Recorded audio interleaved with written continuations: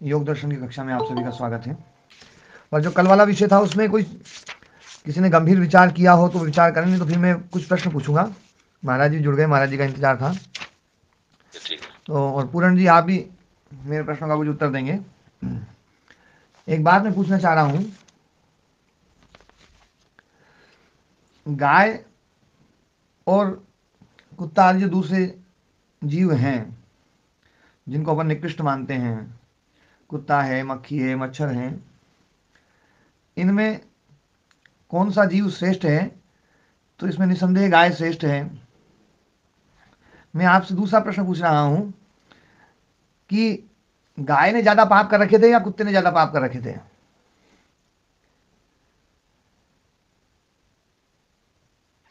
हाँ जी पूरण जी, क्या मानते हो? महाराज जी आप भी बोलेंगे और भी लोग बताएं। गाय ने ज्यादा पाप करके रखे। अच्छा जी, गाय ने। अच्छा। हाँ जी पूरण जी। आयु लंबी है।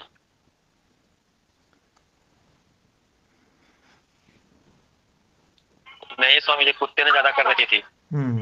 हाँ जी महाराज जी। पाप ज्यादा कुत्ते ने किए। हाँ जी कुत्ते ने ज्यादा की थी। कुत्ता के मानेंगे महाराज जी, कुत्ते के। कुत्ता ने कृष्ट योनि इसलिए ज्यादा पाप मानेंगे, है ना? हाँ जी पूरण जी आप भी बता दो जी। हाँ जी गुरुदेव, ओम प्रणाम। हाँ प्रणाम जी। वहां पे प्रश्न कौन सुनो तो तेज बाल चलोगे तो एक मिनट। अच्छा फिर पूछता हूँ कि कुत्ते को हम ज्यादा पापी मानेंगे या गाय को ज्यादा पापी मानेंगे? किसने ज्यादा पाप कर रखे थे? कुत्तो ज्यादा करेगो गुरु जी। कुत्ते ने ज्यादा कर रखे थे इसलिए उसको कुत्ता बनाया है। हाँ। अच्छा एक बात बताओ, ज्यादा उपकार करने वाला जीव कौन सा है, कुत्ता या गाय? गाय। गाय ज्यादा उपकार कर रही है ना। तो जिससे ज्यादा वसूला जा रहा है इसका मतलब है उसके ऊपर ऋण ज्यादा है। कुत्ता करता है। कुत्ता करता है ज्यादा उपकार। हाँ हाँ। गुरु जी। अच्छा एक बात बताओ, ज्यादा वसूली, एक गांव में वसूली आई, बैंक वालों ने वसूला, 1 से 5 हजार वसूले और 1 से 10 हजार वसूले, तो ज्यादा कर्जा किसके ऊपर था? 10,000 वाले पे। है ना? तो प्रकृति के द्वारा या व्यवस्था के द्वारा गाय से ज्यादा उपकार करवाया जा रहा है, कुत्ते से कम करवाया जा रहा है, तो ज्यादा ऋण किसके ऊपर था? और ऋण ऋण नहीं होता गुरु जी, सेवा भी तो हो सकती है। देखो ये भोग योनियां हैं, ये भोग योनियां सेवा नहीं कर सकती। भोग योनियों में भी अलग अलग प्रावधान है, अलग अलग योनि, अलग अलग देखो ये सेवाएं भोग करती योनियां है। तो देखो, है ना पूरण जी, ये तो भोग योनियां बिल्कुल पूर्व जन्म के जो उनके कर्माशय है, जो उन्होंने कर रखा है, अच्छा और बुरा, उसका फल भोगने के लिए है, यहाँ पर कोई सेवा के लिए नहीं है। नहीं, सेवा के लिए नहीं, पर वो योनि उस प्रकार की है ना कि तुम ज्यादा सेवा करो कि पाप कम किया है तुमने। मतलब पाप कम किया है, मतलब जिसने पैसा कम लिया है उससे ज्यादा वसूली करवाओ, ये तो कोई तर्क नहीं हुआ। वसूली वाला सिद्धांत नहीं गुरु, जब ये तो आप कुछ भी दे दो देखो ये ये तो जो सब प्रकृति है मनुष्य को छोड़ करके बाकी जो पूरी प्रकृति है वो तो वसूली वाली प्रकृति है। देखो ये वो वसूली तो वाली अपन योनियां हैं। हम्म। आप सिद्ध कर दो कि इसमें वसूली नहीं है, भैया ये कर्म योनियां हैं, बता दो चलो। मैं कर्म योनि कब बता रहा हूँ। कर्म योनि नहीं है तो ये तो वसूली वाली योनियां हैं। अब ये तो भोग योनियां हैं। भोग क्या है? एक प्रकार का दंड है। भोग तो दंड है ना। हाँ हाँ। तो दंड मिल रहा है, और दंड मिल रहा है, बोले भैया तू थोड़ी कम सेवा कर, तू ज्यादा सेवा कर। तो जिससे ज्यादा सेवा करवाई जाएगी, आप ही बताओ, आपके यहाँ पर है ना जो है ना काम वाले आ जाएं और उसमें काम वालों से जो है ना आप काम करवाओ, तो मान लीजिए कोई 500 रुपये रोज की दिहाड़ी ले रहा है, उससे आप ज्यादा काम करवाओगे या जो 800 रुपये ले रहा है उससे ज्यादा काम करवाओगे? 500 वालों फालतू करो गुरु जी। ना जी, ना 500 कैसे वाले फालतू 800 करोगे ना वालों। तो 800 वाले को कोई नहीं रखे, वो बिल्कुल पक्की बात है। हाँ? 800 वाले को क्यों रखेगा कोई आदमी? अरे बेलदारी तो 500 वालों कर रहे होते हैं, 800 ना वालों तो देखो करने काम की लाओ बात तो। जो है ना, आप 2 बेलदार को लो, एक बेलदार 8 घंटे काम करता है तो 500 रुपये लेता है, और एक बेलदार कई बार 12 घंटे काम करता है तो कितने रुपए लेता है वो? तो आप भी दो कुत्तों को ले लो, ये जो नहीं गाय नहीं, को और एक ही कुत्ते को बेलदार, क्यों ले रहे हो। एक ही बेलदार जो है, एक बेलदार जब 8 घंटे काम करता है तो 500 रुपये लेता है, लेता है या नहीं लेता है? और हाँ वही लेता है बेलदार, गुरु जी। और उसी बेलदार से कई बार अपने को 1.5 गुना काम है ना, ओवर टाइम काम करवाना पड़ जाता है कई बार, तो उसको पैसे ज्यादा देने पड़ते हैं कि नहीं देने पड़ते हैं? नहीं, उनमें भी बेलदारों में भी गुरु जी 500 दो लोग लेते हैं, एक बहुत अच्छा काम करके जाता है, एक रुगट कर जाता है। तो जो कम ऐसे करके जाता है ना, उससे अपन करवा नहीं सकते हैं, ये अपने पास में थोड़ी सी क्या है, परतंत्रता है, लेकिन फिर भी बोलते जरूर हैं कि यार तूने काम कम किया है, देखो उसने बढ़िया काम किया है, बोलते हैं या नहीं बोलते हैं? हाँ। तो अपेक्षा तो अपनी रहती है कि 500 रुपये वाले से 500 रुपये का काम ले लें हम, और जो 800 रुपये ये वाला है उससे 800 रुपये का काम ले लें। देखो ये तो तर्क तर्क है कि 800 वाला काम कम करेगा, फिर कोई 800 रुपये नहीं देगा। अरे उसकी कला का पैसा है ना। तो कला का मतलब वो भी तो काम ही हुआ ना। नहीं देते आप, या कारीगर को ज्यादा देते हो और वो तो बेलदार सभी को कम देते हैं, मैं देते क्या हो। सभी देते हैं, मैं यही तो बात बोल रहा हूँ, क्योंकि हाँ, उसका काम ज्यादा है। इसलिए कहा ज्यादा सेवा, काम ज्यादा, काम थोड़ी, मेहनत तो ज्यादा बेलदार करता है गुरुजी। नहीं तो इसका मतलब है, मान लीजिए किसी ने मतलब अपने से कुछ पैसे उधार ले रखे हैं और उसकी भरपाई करवानी है अपने को, तो अपने को भरपाई करवानी है, तो जो जितना पैसा जिससे उधार ले रखा है उससे अपन उतना ज़्यादा काम करवाएंगे, उतना बढ़िया काम करवाएंगे। वो सब यही सिस्टम चलता है, इसको आप कभी भी नकार नहीं सकते हो। आप अच्छा वो तो अलग अलग विचारधारा है, मैं तो पैसा आप दे के आज तक आप है किसी ना, से देखो, मांगा ही नहीं। आप एक मतलब देखो, 2 चित्त हैं, 5 चित्त हैं, 10 चित्त हैं, एक जैसे हैं चित्त तो। उन्होंने कर्म जो कर रखे हैं ना, उनका कर्माशय ज्यादा बड़ा घटा हुआ है या बड़ा हुआ है। आपके पास में 10 बेलदार हैं, किसी ने आपसे 5,000 रुपये उधार ले रखे हैं, किसी ने 3,000 ले रखे हैं, किसी ने 1,000 ले रखे हैं। आप किससे ज्यादा काम करवाओगे, 1,000 वाले से या 5,000 वाले से? ये मैं बता रहा हूँ गुरु जी को, तरक अपने पर क्या तरक करने का, आगे बढ़ो ना। नहीं नहीं, आगे बढ़ो नहीं, मैं मैं तो सारे देखो दिन करा जाऊंगा गुरु जी, है। सारे दिन तार से तरक करा जाऊंगा इस क्लास में। अब आपकी बात को स्वीकार कर लिया, मन नहीं मानता है, बात खत्म होगी। नहीं नहीं, मैं तो देखो ये बात जो बोल रहा हूँ ना, ये कोई हाँ, अतर्क संगत बात नहीं है, पूरी की पूरी हाँ। तर्क संगत बात है। जिस बात में आप फंसोगे ना, उस बात का कभी उत्तर नहीं दोगे तो कभी समझ में नहीं आएगी चीज। मेरी बात सुनो गुरु जी, आप बहस करनी है तो चलो लगे रहते हैं, फंसाओ कैसे फंसा रहे हो। नहीं, मैं तो देखो आपकी बात ये जो है, मैंने आपसे एक प्रश्न पूछा कि एक हाँ, बेलदार को आपने 5,000 रुपये एडवांस दे रखे थे, एक को तीन हाँ, हजार दे रखे थे, एक को 1,000 दे हाँ। रखे थे, आप किससे काम ज्यादा करवाओगे? ये काम तो सारा बराबर ही करेंगे। ऐसा हो ही नहीं सकता है, उससे भरपाई कैसे होगी? ज्यादा कर ही नहीं ये सकते, बात ये पांच तो हजार वाला ज्यादा दिन करेगा बस। है, भाई 5,000 वाला ज्यादा दिन कर ज्यादा जाएगा, दिन काम पैसे तो करेगा ना, बराबर ही। तो वही तो ज्यादा दिन हाँ, काम करेगा, वही तो बात ज्यादा काम हो गया। या हम्म, तो काम कोई आदमी शरीर से ज्यादा कर ले या ज्यादा घंटों से ज्यादा कर ले, वो तो बात तो एक ही है। हम्म। बात तो एक ही है ना। मतलब आपने 5,000 रुपये दे रखे हैं किसी को, और उससे ठेका दिया, भैया 5,000 ये इतनी सीमेंट के कट्टे उतारने हैं। जिसको ज्यादा दे रखे हैं पैसे, उससे ज्यादा उतरवाओगे, जिसको कम दे रखे हैं उससे कम उतरवाओगे, सीधी सी बात है, उसमें कोई गणित नहीं है। हम्म। ये है ना। तो यदि प्रकृति यदि गाय से ज्यादा सेवा करवा रही है, व्यवस्था गाय से ज्यादा सेवा करवा रही है, तो इसका मतलब है उसके ऊपर ऋण ज्यादा है। हम्म। और कुत्ते से सेवा कम करवा रही है, तो इसका मतलब है उसका ऋण का उसका जो है ना ऋण था वो कम था। अब इस बात को कोई भी खंडन कर दो जरा। है, मनुष्य सबसे ज्यादा पापी हुआ। देखो मनुष्य जो है ना, मनुष्य कर्म योनि महाराज जी, अभी अपन भोग योनि की चर्चा कर रहे हैं, मनुष्य की भी आऊंगा मैं, पर भोग योनि में आप बताइए। तो बाद में मतलब उसको योनि तो पहले तो कर्म के आधार पर ही तो एक को गाय बनाया, एक को कुत्ता बनाया, एक को मनुष्य बनाया। तो जो कर्म के आधार पर देख करके तो योनि मिली है उसको, तो फिर मनुष्य ज्यादा पापी हो गया। महाराज जी मनुष्य सेवा नहीं करता, मनुष्य तो सेवा लेता है, मनुष्य सेवा लेता है, बाकी सब जीव सेवा कर रहे हैं। ओ महाराज जी, अभी पहले महाराज जी के प्रश्न का उत्तर देना। नहीं महाराज जी, मनुष्य का कर्म क्यों नहीं कर रहा है? मनुष्य भी जो है ना कुछ इसका धर्म में सेवा करना तो करे ना करे वो बात अलग है। महाराज जी देखो, मनुष्य जो है ना, मनुष्य की ये सब सेवा कर रहे हैं वास्तव में देखा जाए तो। यदि मनुष्य सेवा करता है ना, ये तो आप घुमा फिरा के किसी चीज को प्रकृति में कहीं भी जोड़ते रहो आप, कुल मिला के सब योनियां अपने कर्म का भोग भोगने आती है। बात अब इसमें आगे बढ़ते रहो। नहीं तो फिर देखो अभी जो बात चल रही थी ना, मैं नहीं कहता भोग के लिए आती है सब। आप कह रहे हो ना सब योनियां सेवा के लिए आती है, मैं नहीं मानता सब भोग के लिए आती है। नहीं, वो सेवा को ही भोग के रूप में बोल रहा हूँ मैं, अभी जो सेवा शब्द बोला ना वो भोग के रूप में बोला। आप एक बात जो है ना, मनुष्य के अलावा बाकी जितनी भी योनियां हैं वो सारी की सारी दंड रूप में सेवा मतलब ना भोग के लिए आई हैं, अपना अपना कर्जा उतारने के लिए आई हैं। ठीक है, इतने में तो कोई दिक्कत नहीं, आप मान रहे हैं कर दिक्कत आ रही है ना, अपना कर्जा उतार रही हैं। तो जो ज्यादा कर्जा उतार रही है, इसका मतलब उसके ऊपर ज्यादा कर्जा चढ़ा हुआ था। जो कम कर्जा उतार रही है, इन प्रश्नों का उत्तर तो परमात्मा दे सकता है। नहीं, पर अपन तर्क तो लगा ही सकते हैं, अपन तर्क तो लगा ही सकते हैं ना। अरे तो आप शब्द सिद्धि आदमी हो, आपने शब्दों नहीं, वो आपने जहां तक बात थी वहां तक मान ली, जहां आप बात बोले आई तो फंस जाएंगे अपन, तो आपने जो ना परमात्मा बोले आए। आप गुरु जी ये चीजें गलत बोल रहे हो, फंसना नहीं फंसना नहीं, जब मैंने कहा था हम आपके पास सहमत है, जो आप कह रहे हैं ना वो ठीक है, हमारा का मन नहीं मान रहा लेकिन हमारा मान रहा है, तो आप कह रहे हो तब से बिल्कुल ठीक है। नहीं देखो इसमें आपको जबरदस्ती हम कैसे समझाएं? हाँ, जबरदस्ती तो नहीं समझाएंगे, पर बाकी देखो क्या था, पूरन जी ने एक बात मानी। मैंने कहा भैया सारी योनियां जो है ना भोग योनियां जितनी भी मनुष्य को छोड़ करके वो तो अपना कर्जा उतारने के लिए आई है, तब तक यहाँ तक तो बिल्कुल माना इन्होंने कि हाँ ठीक है। फिर मैंने अगली बात बोली कि जो ज़्यादा है ना कर्जा उतार रही है, इसका मतलब उसके ऊपर ज़्यादा कर्जा चढ़ा है। यहाँ से बात पलट दी उन्होंने कहा बोले तो भगवान जानता है। तो वो तो जब अपन ने ये बात मान ली, जो समझ चुके उसको नहीं छोड़ना चाहते हैं, तो हम उनके साथ जबरदस्ती कैसे कर सकते हैं? हाँ नहीं, पहले वो समझ मैं आप सही कह रहे हो, मैं जो समझ रहा हूँ वही मानूंगा कि भविष्य में कितने आपके विचार बदलेंगे कि मेरे तो समय तय करेगा। बिल्कुल ठीक है पूर्ण जी, आपने जो जानना था वो जान चुके हैं, तो महाराज जी आपके साथ मतलब एक प्रकार से जबरदस्ती कर रहे हैं, मैं तो मुझे ऐसा ही लग रहा है। जैसे जो जिज्ञासु बैठे हैं, आप गुरु जी हमें समझाइए ना। हाँ, आप विद्वानों को समझाओ गुरु जी, मैं तो अनाड़ी आदमी हूँ। नहीं देखो ये जो तर्क है ना, ये तो सबको समझ में तो आ ही रहे हैं, ऐसी बात नहीं है, पूरण जी को भी समझ में आ रहा है ये तर्क।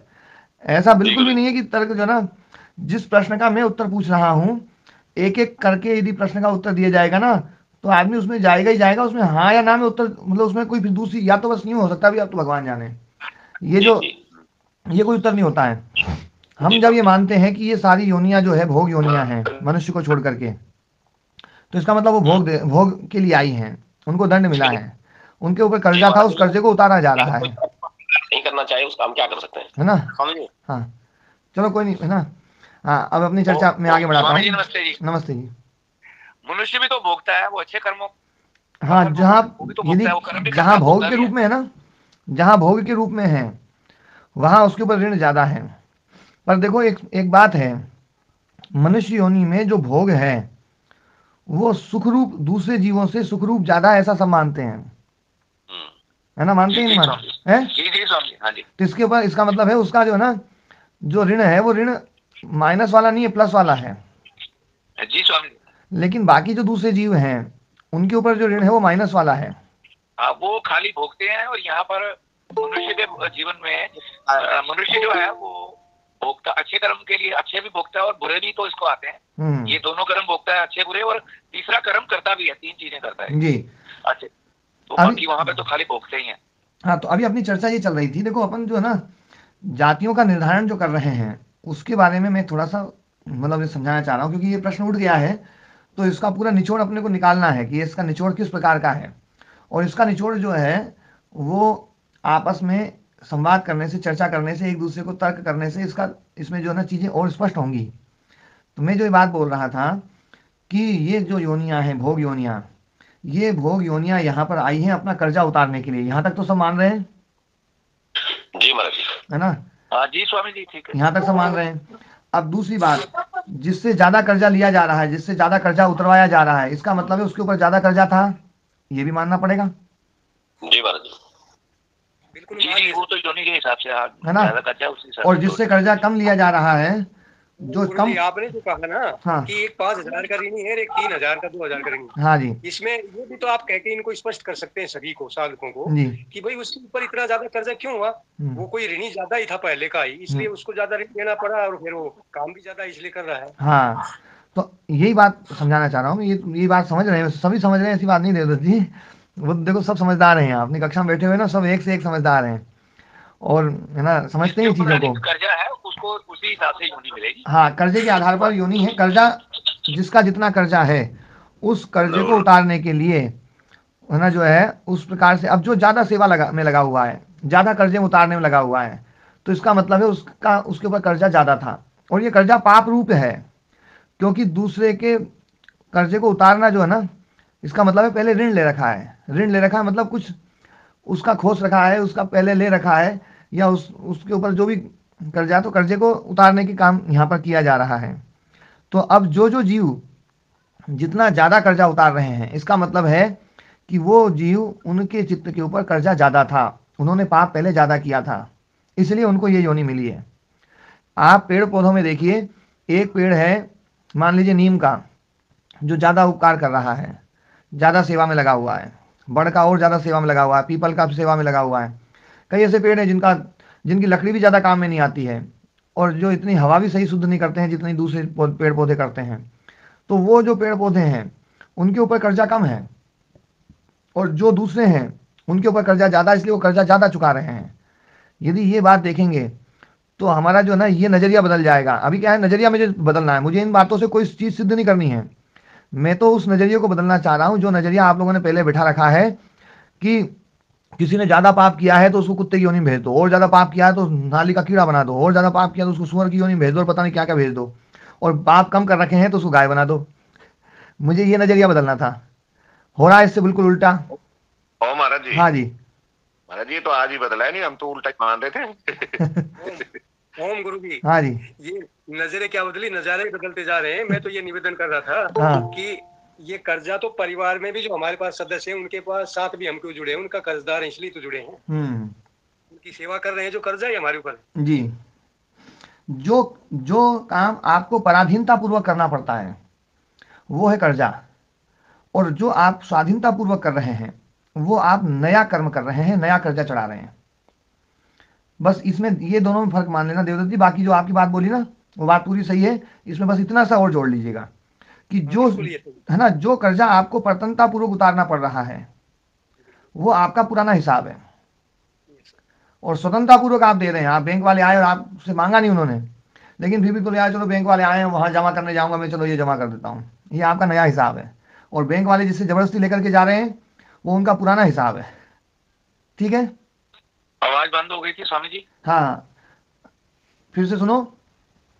देवदत्त जी ने एक बात बोली थी, उसी बात में मैं थोड़ा सा बोल रहा था कि जो आप दे सकते हैं। हाँ, जो कर्जा हम स्वतंत्रता पूर्वक चुका रहे हैं वो कर्जा कर्जा नहीं है, वास्तव में नया कर्जा चढ़ाया जा रहा है। और जिस कर्जे को प्रतन्नता पूर्वक चुकाना पड़ रहा है वो हमारा पुराना कर्जा है, हम उसे चुकाएंगे। तो ये जो मान्यता जो है ना, हमने, क्योंकि क्या है, हम प्रवचनों में, उपदेशों में, कथाओं में और दूसरे उनमें भजनों में, इनमें हम ये सुन करके ये धारणाएं बना लेते हैं, और इन धारणाओं के आधार पर फिर हम सोचते हैं दर्शन को। लेकिन दर्शन उस आधार पर नहीं सोचता है, धारणाओं के आधार पर नहीं सोचता है। दर्शन तो तर्क के आधार पर सोचता है, कसौटी के आधार पर सोचता है। इसलिए ये बातें जो है ना कि ये जो है ना कोई बहुत अच्छा श्रेष्ठ कर्म करेगा तो उसको ज़्यादा उपकारी जीव बनाया जाएगा। ज़्यादा उपकारी जीव क्यों बनाया जाएगा? उससे ज़्यादा सेवा क्यों करवाई जाएगी? उससे ज़्यादा सेवा नहीं करवाई जा सकती है। मतलब सेवा यदि वो कर रहा है तो इसका मतलब है कि उसके ऊपर कर्जा ज़्यादा है, उसने ज़्यादा पाप कर रखा है, तो ज़्यादा पाप कर रखा है इसलिए उसको चुकवाया जा रहा है। पर बाकी देखो, एक बात सुनो, एक बात और समझ लो। मैं इस बात का भी खंडन करूंगा, जो ये बात बोल रहा हूं, मैं इस बात का भी खंडन करूंगा अभी, लेकिन अभी इस बात के खंडन के लिए आप लोगों के पास में शायद कोई तर्क नहीं होगा। अरे गुरु जी, तर्क नहीं है पर स्वीकार्यता नहीं है। हाँ, स्वीकार्यता नहीं है, ये बात बिल्कुल हो सकती है। स्वीकार्यता इसलिए नहीं हो सकती, उसके कारण दो हैं। पुराने आग्रह नहीं टूट रहे हैं, एक बात है ना। दूसरी बात, इस चीज पर चिंतन अभी ज्यादा नहीं किया। ये दो बात नहीं है गुरु जी, मन में कभी आग्रह में जीना सीखा ही नहीं। नहीं देखो, मैं दूसरी बात भी हो सकती है, फिर दूसरी बात भी हो सकती है कि उस पर चिंतन अभी नहीं कर रहे हो ज्यादा। इस बात पे और चिंतन करोगे 2-4 दिन, चिंतन ज्यादा नहीं किया इस बात पर। हाँ, इस पर चिंतन, क्योंकि देखो मैंने कल जो विषय दिया था उस पर चिंतन करना चाहिए था आप लोगों को। अभी कमाई करा चिंतन करो। नहीं, कमाई के साथ भी चिंतन है, तो देखो साथ साथ खटर पटर के साथ ही पानी पीना पड़ेगा। इतनी कुशागर बुद्धि भी नहीं गुरुदेव हमारे अंदर जो चिंतन कर सका। हाँ, अब देखो इधर एक बात और समझो। देखो, मैं कर्माशय की जो योनियों की बात आई ना, उस पर थोड़ी सी बातें बता रहा हूँ। मैं इस बात का खंडन करूंगा अभी। हाँ जी, प्रश्न पूछना चाहता हूँ। हाँ पूछिए। ये जो परिवार के लिए, एक दूसरे के लिए कोई भी स्वेच्छा से बाकी जगहों से बचा के कहीं से कुछ करके वो अपने परिवार पर स्वेच्छा से खर्च करता है, और फिर जो है ये, इसको क्या कहेंगे? पूर्व जन्म का कर्जा कहेंगे या ये क्या हम करते हैं? इसको करने में आप स्वतंत्र हैं या परतंत्र हैं, ये बताओ पहले तो। इसको करने के लिए तो हम स्वतंत्र हैं, हाँ। और कहीं कहीं परतंत्र भी लगता है, क्योंकि हर जगह से आदमी अपना कमाई करके लाके और फिर परिवार को स्वेच्छा से देता है, तो कहीं कहीं लगता है कि परतंत्र भी है। एक बात सुनो, राग और मोह के कारण से जो परतंत्रता है, राग और मोह के कारण से जो परतंत्रता है वो परतंत्रता नहीं है, वो आपकी स्वयं की है। आप खुद राग पैदा कर रहे हैं, खुद मोह पैदा कर रहे हैं, और आप राग और मोह के कारण से फंसे हुए हैं। इसको आप परतंत्र मत बोलो। ये तो वही वाली बात हो गई, मैंने खंबे को पकड़ लिया और फिर बोलूँ मैं चिल्लाऊं कि खंबे ने मुझे पकड़ रखा है। नहीं, अगर कर्तव्य समझ के अगर हम कर रहे हैं, कर्तव्य तो बिल्कुल इनसे अलग चीज है। कर्तव्य में जो है ना, कर्तव्य में ना तो कोई कर्जा चुक रहा है ना कोई कर्जा उतारा जा रहा है। कर्तव्य तो कर्तव्य है बस। अच्छा, ठीक है ना? जी जी। हाँ, और उतारने की बात तो हो सकती है, लेकिन कर्जा जो है ना, चढ़ने वाली बात तो बिल्कुल नहीं है। वो फिर निष्काम कर्म में आ जाएगा। हाँ, वो निष्काम कर्म में आ जाएगा। अभी कर्तव्य को बिल्कुल अलग रखो। कर्तव्य को समझना बहुत अभी कठिन है। हम कई बार ये सोचने लग जाते हैं कि ये सब हमारा कर्तव्य है। कर्तव्य की अवधि भी होती है, कर्तव्य का एक सीमा होती है। कर्तव्य जो है ना, ये होती भी आप लगे रहो, आप लगे रहो, ये नहीं होता है कर्तव्य। हाँ, जब तक उसकी जरूरत है, हाँ, तब तक है ना। आपका कर्तव्य है। हाँ जी। यानी जो नौकरी करता है हम उसको किस में मानेंगे? नौकरी करता है जो जी सर, हाँ, वो तो स्वतंत्र कर्म कर रहा है। तो उसका कर्म से कोई लेना देना नहीं है क्या? अभी अपन पहले के भुगता रहे हैं या आप नए कर रहे हैं? वो नए कर रहे हैं, वो नया कर रहे हैं अपन। अच्छा, उसके अंदर स्वतंत्रता वाली कोई बात नहीं है? स्वतंत्रता वाली बात नहीं है। नौकरी में आप स्वतंत्र हैं, करें नहीं करें। अच्छा सर, हाँ जी, धन्यवाद जी। स्वामी जी, बहुत से काम बिना चाहते हुए करने पड़ते हैं, वो तो स्वतंत्रता पूर्वक ही होंगे। जैसे बहुत से काम जो मेरी इच्छा के विरुद्ध है, पर अगर वो परिवार में मैं ना करूं तो परिवार वाले ना नाराज होंगे, तो फिर वो करने ही पड़ते हैं कई बार, तो वो स्वतंत्रता पूर्वक ही है। नहीं, वो स्वतंत्रता है, वो स्वतंत्रता है। आप नहीं करेंगे तो उसका हानि लाभ देख लिया आपने कि इसका करने से ये नुकसान तो है, पर करूंगा ना तो उधर दूसरा फायदा मिल जाएगा। ये हानि लाभ को देख करके है ये सब कर्म। जी, देखो, मैं मनुष्य के द्वारा प्रसन्नता पूर्वक किया जाने वाला काम एक उदाहरण देता हूँ, उसको आप समझिएगा। कि आप चल रहे हैं और आपको पता नहीं चलता, ऐसे बहुत सारे जीव होते हैं जो छोटे छोटे होते हैं, बिल्कुल दिखते ही नहीं है, आप कितनी सावधानी रखो तो भी आपको, है ना, वो तो मरेंगे ही मरेंगे। इसमें आप परतंत्र हैं। जहां आप स्वतंत्रता पूर्वक कर रहे हैं वहां आप फल के दोषी, फल के भागी होंगे। जहां आप परतंत्र हैं, आपको भोजन करना है तो आपको मूली खानी पड़ेगी, गाजर खानी पड़ेगी, अन्न खाना ही पड़ेगा, आप परतंत्र हैं। ये सब परतंत्रता पूर्वक किए जाने वाले कर्म हैं। ये आपका पुराना भोग है। ओम स्वामी जी। हाँ ओम जी। हाँ स्वामी जी, नमस्ते। नमस्ते जी। मैं जो प्रश्न आपने उठाया ना, गाय और कुत्ते को लेकर जी, इसमें एक विषमता है बहुत बड़ी। हाँ बताइए। यदि हमसे पूछने लगे कोई हमारे कर्मों के आधार पर गाय बनना चाहे या कुत्ता, कोई भी कुत्ता नहीं बनना चाहे, क्योंकि सब गाय बन चाहे काम कितना भी ज्यादा कराए, क्योंकि उसके कर्मों की व्यवस्था के आधार से फल देना, निकृष्ट योनियों में भेजना और उसके कर्म के प्रकार पर ही निर्भर होगा। जैसे गाय है, एक गाय 10 साल काम कर रही है, 5 कर रही है, एक जाति की बात है, इसमें तो सिद्धांत लागू होगा। एक ने इतने ज्यादा पाप किया गाय में, एक ने उसने इतना ज्यादा पाप किया, इतने कम किया, यानी एक जाति की बात। ये विषम जाति की बात होगी। कोई भी व्यक्ति स्वर्ण नहीं बनना चाहेगा, चाहे गाय पर 100 साल दी जाए, गाय बनना पसंद करेंगे, क्योंकि वो निकृष्ट कर्म इतना हो गया जिसमें स्वर्ण बनना पड़ता है।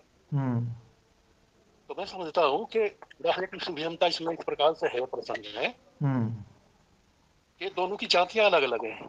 देखो क्या है, लोगों के आधार से उन्हें वो दंड मिला है। कुछ कठोर टिप्पणियां हो जाएंगी। एक बात और कहूँ मैं इस प्रसंग में, जैसे मान लिया मैंने किसी को 10 रुपए दे दिए और वो मुझे 5 केले देने लगे, यानी रुपयों का हिसाब तो रुपयों से होगा, केलों से तो नहीं होगा, या दूसरे उससे नहीं होगा। नहीं, कैसा हिसाब तो किसी से हो सकता है। नहीं, हिसाब तो हो सकता है। जैसे प्रसंग चल रहा ना, ये प्रसंग चल इस प्रकार से कि गाय के कर्म ज्यादा खराब थे या कुत्ते के ज्यादा खराब थे, उस आधार से मैं बता रहा हूँ। एक तो दोनों की जातियां भिन्न भिन्न, कुछ कर्म तो इतने निकृष्ट हैं, यदि हमें 1 घंटे के लिए भी उसे भेजना चाहो तो हम जाएंगे नहीं बिल्कुल भी। जैसे सुअर का ही है, हम 100 साल का दंड। थोड़ा जल्दी बताएंगे क्योंकि बिल्कुल इस प्रकार से स्वामी जी मैं थोड़ा सा ये समझ रहा था। देखो क्या है, मैं इसका उत्तर दे रहा हूँ। देखो ना, माइक बंद कर लीजिए। जो प्रश्न राजवीर जी ने उठाया है, ये बात है ना, लगभग सभी लोग क्योंकि इस मानसिकता से जुड़े हुए हैं कि भैया बनना है तो गाय बनेंगे, फिर कुत्ता नहीं बनेंगे, सुअर नहीं बनेंगे, है ना। ये सब चीज़ें जो है ना, हमारी बचपन की जो परवरिश है और किसी जीव का हमारे प्रति किया हुआ उपकार, उस उपकार के कारण से उसके प्रति हमारी जो श्रद्धा है, उस श्रद्धा और हमारी परवरिश के कारण से हमारी ये भावना बनी हुई है। इस भावना के पीछे और कोई आधार ऐसा नहीं है, ये बिल्कुल हकीकत है। लेकिन एक बात इसमें समझने की बस यही है कि जिससे मतलब ये सब भोग योनियां हैं, यदि इनसे ऋण उतरवाया जा रहा है तो जो ज़्यादा ऋण उतार रहा है तो इसका मतलब है कि उसके ऊपर ऋण ज़्यादा चढ़ा हुआ है।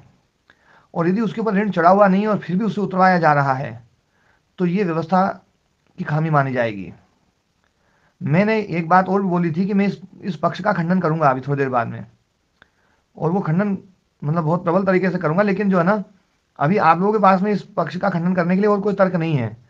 ये सब देखो श्रद्धावश कि भैया हम सब ऐसा उसमें जाना नहीं चाहते हैं, ये नहीं करना चाहते हैं, ये अभी समझ में नहीं आ रही बात, ये कोई इसके तर्क है ना, इस चीज़ को काटने के तर्क नहीं हो सकते हैं कि भैया मेरे को समझ में नहीं आ रही, कोई बात नहीं है ना। लेकिन इसका तर्क इस ये पक्ष तो नहीं कट रहा ना इस बात से, या कोई जाना नहीं चाह रहा है। हाँ जी, सब चीजें तर्क से सिद्ध नहीं हो सकती। हाँ ये बात भी बिल्कुल सही है, लेकिन तर्क बहुत बहुत बड़ी चीज होती है पूर्ण जी। मैं बिना तर्क वाली कोई बात बोलूंगा ना तो आप उसी को तत्काल कह दोगे, बोले गुरु जी ये तो बात समझ में नहीं आई, तो इससे तो तर्क है। ये तो आप बोल रहे हो ना, इनमें तर्क की बहुत ज्यादा आवश्यकता ही नहीं है जी। फिर तुम पाप भी लोग ऐसे करेंगे कि भाई कम से कम लोग श्रद्धा से तो देखें, ऐसे पाप करो है? इसमें बहुत रहस्य है गुरु जी, क्या डिबेट नहीं। ये जो बात आपने बोली ना ये बहुत बड़ी बात बोली है, ये बहुत बड़ी बात बोली है, लेकिन देखो ये जो इतनी बात से भी ये तर्क नहीं कटेगा। इसका तर्क जो ना देखो मैं, क्योंकि क्या है जो बात मुझे समझानी थी कर्माशय को लेकर के, आपने दर्शन पढ़े हैं, विद्वान है आप आपके पास उतने शब्द, अंग्रेजी वाले के पास हमारे इतने भी नहीं है। शब्दों का पूज्य स्वामी जी, जी जी मैं ये निवेदन कर रहा था कि इसमें जब अपन एक स्टेप आगे बढ़ेंगे ना, आप जो कह रहे हैं इसका प्रबलता से खंडन भी करेंगे तो समग्र तस्वीर सामने आएगी। वाह ये बात है, तो समझ विकसित होगी। तो मैं चाहता हूँ पिक्चर क्लियर हो जाए। हाँ तो बीच में करो बात, अभी बीच में फिर है ना कोई नहीं बोलेंगे। अभी मैं देखो ये बात मैंने क्यों उठाई है, मैं वो भी पहले बोल करके अगली बात मैं बोलता हूँ। कर्माशय को लेकर के जब हम चीज समझते हैं तो हमारे बहुत सारे जो बहुत सारी आग्रह है, बहुत सारी धारणाएं, बहुत सारी श्रद्धा के विषय या बहुत सारी चीज़ें ऐसी होती हैं जिनके आधार पर हम उसमें निर्णय करते हैं। तर्क के आधार पर निर्णय नहीं करते हैं हम। तो अभी तर्क के आधार पर निर्णय करने के लिए मैंने पहले उन चीज़ों को जो मूल सिद्धांत से हटाने वाली चीज़ें हैं, इसलिए मैंने इन चीज़ों को उठाया है। क्योंकि कल यही विषय जो है ना कि भैया श्रेष्ठ योनि जो है उसमें जाएगा तो पुण्य ज़्यादा है तभी जाएगा, और जिसका पाप ज़्यादा है वो निकृष्ट योनियों में जाएगा। केवल उस बात को खंडन करने के लिए मेरे को ये बोलना पड़ा। जबकि मैंने ये बात इसमें रखी थी कि पुण्य और पाप का जो फल है वो केवल सुख और दुख दो ही है, बस तीसरा कुछ भी नहीं है। पुण्य का फल सुखी हो सकता है, उस सुख में है ना वैरायटी हो सकती है, मतलब उसमें मात्रा का एक वो हो सकता है भेद, पर सुख तो सुखी रहेगा और दुख तो दुखी रहेगा। और किसी भी योनि को कितना भी सुख दिया जा सकता है, कितना भी दुख दिया जा सकता है। सुख के आधार पर भैया इस योनि में ज़्यादा सुख मिल सकता है इसलिए उसमें भेज दें, या इस योनि में ज़्यादा दुख मिल सकता है इसमें भेज दें, ये थोड़ी सी बात कम जस्ती है। मैंने ऐसे बहुत सारे वो देखे हैं कि मतलब मतलब बात जब चल रही थी ना कि भैया जैसे कुत्ता जो है ना बहुत दुखी होता है तो कुत्ता बहुत सुखी भी होता है, और गाय जो है आज देख रहे हैं गाय बहुत दुखी अवस्था में जो है ना बड़ी है ना जो है बहुत परेशान भी हो रही है, बहुत दुखी भी हो रही है। तो ये सब जो चीज़ें हैं इस चीज़ को समझाने के लिए मुझे ये सब बातें बोलनी पड़ी हैं। अब मैं इस बात को थोड़ा सा और समझाता हूँ। ये जो गाय जो उपकार कर रही है, मतलब गाय जो दूध दे रही है और सब कुछ कर रही है, ये वो अपना कर्म उतार रही है। ध्यान देने वाली बात है, माइक किसी का खुला रहता है तो थोड़ी दिक्कत होती है। माइक बीच में जो है ना ये कन्हैया राजा जी माइक बंद ही रखेंगे ना, जब पूछना हो तभी माइक खोलेंगे, नहीं तो नहीं खोलेंगे ना। हाँ, गाय जो उपकार कर रही है और एक जीव ज़्यादा उपकार कर रहा है, एक जीव कम उपकार कर रहा है, तो ये जो उपकार करने वाली जो चीज़ है ये गाय का कर्माशय है या जिसका उपकार हो रहा है उसका कर्माशय है, ये बात समझने की, इससे सब कुछ स्थिति स्पष्ट होगी। गाय ने किसी को दूध दिया तो ये गाय का ऋण था या जिसने दूध लिया है उसका कर्माशय है। तो मैं जो मानता हूं और जो दर्शन जिस तरफ जाएंगे आगे वो ये है कि ये पूरा का पूरा जो है वो दूसरे का है, उसको तो उसका जो कर्माशय है उसका तो फल उसको सुख और दुख रूप में मिलेगा।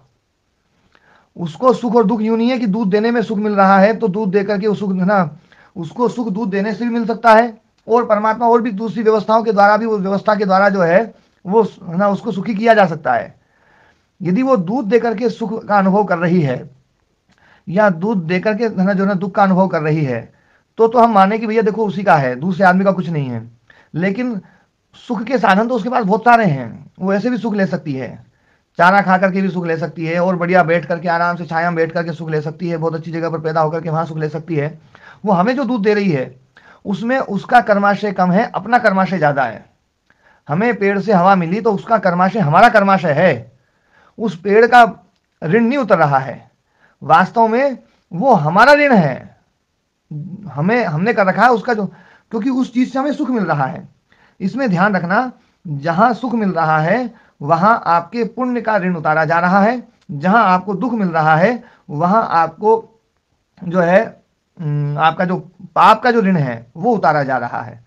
और पुण्य और पाप का जो ऋण उतारा जा रहा है वो सुख और दुख के द्वारा उतारा जा रहा है। इसमें जिसके द्वारा आपको सुख मिला है वो कोई भी हो सकता है। आपको दूध मिलना है, आपको हवा मिलनी है, फिर वो चाहे ये वाला पेड़ दे, चाहे कोई सा भी पेड़ दे, कोई सा भी पेड़ दे दे, उससे मतलब नहीं है। आपको हवा मिलनी है क्योंकि आपने कर्म कर रखा है, आपको पानी मिलना है, आपने कर्म कर रखा है, फिर चाहे ये नल दे दे, चाहे ये नल दे दे, चाहे ये नल दे दे, उसमें कोई वो नहीं है। आप जब रेलवे स्टेशन पे जाते हैं और आप टिकट कटवाते हैं तो उस टिकट में केवल रेल में यात्रा करने का ही पैसा नहीं होता है, रेलवे स्टेशन पर जो सुविधाएं वहां उपलब्ध हैं उन सुविधाओं का भी शुल्क वसूला जाता है। और वो जो सुविधाएं हैं उन सुविधाओं में मान लीजिए आपको पानी की भी सुविधा है तो आप पानी किसी भी टोटी से पीजिए, यूं नहीं है कि इसी टोटी से पीना पड़ेगा तो ही आपको सुख मिलेगा, तो ही आपकी वो वसूल होगी। आपको पानी पीना किसी से पी लो, ऐसे ही आपको तो हवा मिलनी है, कोई भी पेड़ दे सकता है आपको। तो ये जो कर्माशय है ये आपका है, उसका नहीं, उस पेड़ का नहीं है। ध्यान देने वाली बात है जब हम इस सिद्धांत में चलते हैं। हाँ जी महाराज जी, इसको इस तरह भी तो समझ सकते हैं कि जैसे हम बैंक में पैसा जमा करते हैं और हम नहीं, आप अभी समझ सकते हैं ना, वो जो आप समझ सकते हो तो समझ लीजिए, कोई प्रश्न हो तो पूछ लीजिए, नहीं तो मैं क्या है वो विषय भटक जाएगा। बैंक की अपनी व्यवस्था है कि वो पैसा दूसरा लेने आएगा तो उसको कोई सा भी पैसा दिया जा सकता है। इसी प्रकार से सुख दुख को भी माना जा सकता है। सुख दुख का भोग हाथ में है और ईश्वर ने किसी का भी भोग किसी को भी देना है, उसका जितना उसने ले रखा है वो वापस देना है। अच्छा जी, आप जो ना दयाराम जी जो आप समझा रहे हैं वो बिल्कुल सही समझा रहे हैं, लेकिन आपको सुनकर के दूसरे लोग भी समझाने लगेंगे अभी मुझे, और है ना। हाँ, इसलिए कोई प्रश्न हो तो ही पूछें, है ना, नहीं तो जो कोई बात ऐसी हो तो वो क्योंकि उसमें फिर क्या है चीज दिक्कत हो जाती है। हाँ, मैं भी बोल रहा हूँ कि जितने भी जीव हैं जो उपकार ज्यादा कर रहे हैं तो वो उनका ऋण नहीं उतर रहा है। वास्तविकता देखी जाए तो उनका ऋण जो उतर रहा है वो उनके सुख दुख से है। कुत्ता सुखी हो रहा है तो उसका ऋण उतर रहा है, कुत्ता दुखी हो रहा है तो उसका ऋण उतर रहा है, गाय सुखी हो रही तो उसका ऋण उतर रहा है, गाय दुखी हो रही तो उसका ऋण उतर रहा है। पर गाय कुछ उपकार कर रही है, उपकार कर रही है, वो उस उपकार का फायदा जिसको मिल रहा है उसका ऋण है, वो उसके लिए है। ध्यान देने वाली बात है, ये जो चीज है जब हम ये मान लेंगे तो फिर मान लीजिए ना 100 चित्त हैं, 1000 चित्त हैं, लाख चित्त हैं, जितने भी चित्त हैं वो सारे के सारे चित्त उन्होंने कुछ पाप कर रखा है, कुछ पुण्य कर रखा है, तो वो व्यवस्था के द्वारा उसको उतना सुख और उतना दुख मिलना है, वो किसी भी योनि में जा सकता है, किसी भी योनि में जाएगा, उतना सुख और उतना दुख वो ले लेगा। लेकिन इससे आगे वाली बात है, जो दूसरे जीव हैं जिनको है ना कुछ सुख और दुख देना है, तो सुख और दुख देना है तो उस सुख दुख के लिए पीपल का पेड़ की भी जरूरत है, नीम के पेड़ की भी जरूरत है, गाय भी जरूरत है, कुत्ता भी जरूरत है, मक्खी भी जरूरत है, और हर सारे जीव की जरूरत है। तो जो सारे जीवों की जो जरूरत है, इसलिए उन चित्तों को उन योनियों में जाना पड़ेगा। सुख और दुख तो सब जगह समान रहेंगे, सुख और दुख रूप में कर्माशय का फल उनको किसी भी योनि में दिया जा सकता है। लेकिन वो जो दूसरे व्यक्ति हैं जिनको मतलब फल देना है, तो उनके लिए सबको एक ही योनि में भेज दें तो बात नहीं बन पाएगी, इसलिए अलग अलग योनियों में भेजना पड़ेगा ताकि उन शरीरों के द्वारा उनका जो कर्माशय है उसका जो भोग है उसका पूरा किया जा सके। पेड़ जब लकड़ी बनाता है तो लकड़ी बनाना वो उसके स्वयं के लिए नहीं है, लकड़ी बन रही है किसी के भोग के लिए, किसी का कर्माशय इसलिए वो लकड़ी बन रही है, उसमें जो फल लग रहा है वो किसी का कर्माशय इसलिए वो फल लग रहा है। उसको फल मिलने से उसको प्रसन्नता है या नहीं है उससे कोई मतलब नहीं है। व्यवस्था उसको ऐसे भी सुख दे सकती है, बिना फल लगाए भी सुख दे सकती है, इतनी मोटी लकड़ी की जरूरत नहीं है, बिना इतनी मोटी लकड़ी भी उसको सुख दे सकती है व्यवस्था। उसमें जो इतनी लकड़ी मोटी हो रही है या फल लग रहा है या कुछ और हो रहा है या ऑक्सीजन छोड़ रहा है वो या ये छोड़ रहा है, ये सब दूसरे जीवों के लिए है। और इसलिए उस व्यवस्था को इतनी सारी योनियों में अलग अलग चित्तों को भेजना ही पड़ेगा, नहीं बिना भेजे दूसरे जो जीव हैं उनके कर्माशय का भोग पूरा नहीं किया जा सकता है। इसलिए जो अपना प्रश्न जो उठ रहा था, मौलिक प्रश्न जो था कि इतने सारे योनियों में फिर क्यों भेजा जा सकता है, क्यों भेजा जाए चित्त को, तो चित्त को जो दूसरी योनियों में भेजा जाता है वो उनके खुद के कर्माशय के आधार पर तो है ना, उसमें कुछ ना हो सकती है संभावना, लेकिन जो अधिकतर संभावना है वो दूसरे के लिए है, कि दूसरे की व्यवस्था, ये सब जो संसार चल रहा है इसमें हर एक जीव है, उनको जो है भोग दिया जाना है। मान लीजिए शेर बना दिया, तो शेर बना दिया, अब शेर को भोग देना है, तो उसको जो है हिरण भी चाहिए, तभी उसको भोग दिया जा सकता है। तो हिरण, अब हिरण बन गई तो हिरण के लिए घास भी चाहिए, तो इसलिए घास भी चाहिए, तो घास के लिए दीमक भी चाहिए, या ऐसे बहुत सारे जीव चाहिए जो मिट्टी को उर्वरक बनाए, और फिर उनके लिए मिट्टी भी चाहिए, धरती भी चाहिए, और धरती के लिए सूरज भी चाहिए। आप एक भी जीव को देख लीजिए, सब एक दूसरे से इंटरकनेक्ट हैं, तभी उन सबका भोग बन पाएगा, नहीं तो भोग नहीं बन पाएगा। इसलिए ये पूरी की पूरी व्यवस्था भोग के लिए है, और भोग इतने सब योनियां होने पर ही संभव है, नहीं तो दिक्कत आ जाएगी। इसलिए अलग अलग योनियों में जाना पड़ेगा। पर फिर से वही प्रश्न में, मतलब फिर से उसी बात को मैं फिर से बोल रहा हूं कि सुख और दुख तो किसी भी योनि में भुगाया जा सकता है। अब ये बात स्पष्ट हुई जी? नहीं हुई जी? नहीं हुई, हाँ जी। और किसी हुई हो तो? हो गई, बिल्कुल स्पष्ट होगी गुरुदेव, हमको तो बिल्कुल अच्छी तरीके से होगी गुरुदेव। हाँ जी, कोई संशय नहीं है, कोई संशय नहीं है। हाँ ओम गुरु जी। हाँ जी, बात स्पष्ट तो हो गई है, किंतु ये कैसे पता लगाएंगे कि ये योनि श्रेष्ठ है, ये श्रेष्ठ नहीं है? हाँ, वो एक अलग प्रश्न आ गया, उस पर अपन चर्चा करेंगे। पर ये योनियां जो है ना, अलग अलग योनियों में जाने का जो है वो है ना, जो है उसका कारण जो है वो तो समझ में आया कि नहीं आया? अरे दूसरे के भोग के लिए योनियां बन रही हैं, ये सिद्धांत ही गले नहीं उतर रहा गुरु जी। आप बहुत अच्छा है। दूसरे के योनि भोग के लिए योनियां ईश्वर बना रहा है, ये सिद्धांत ही गले नहीं उतर रहा। अच्छा, इसको अपन ये देखें। ये चीजें मैं तो इसलिए बोल रहा हूँ गुरु जी कि ना तो मैंने कभी दर्शन पढ़े, बस खाली एक मन के विचार है। ठीक है, मैं एक बात और ना कोई विद्वान हूँ, इस चीज को मैं और समझाता हूँ थोड़ा सा। आप लोगों ने सिद्धांत सुना होगा के लिए, मनुष्य के भोग के लिए गुरु जी भगवान ने लाखों योनि बना दी। हाँ, तो ये सिद्धांत केवल मनुष्य के लिए नहीं, केवल मनुष्य के लिए नहीं पूरन जी, केवल मनुष्य के लिए नहीं, इसको सबके भोग के लिए बोलो।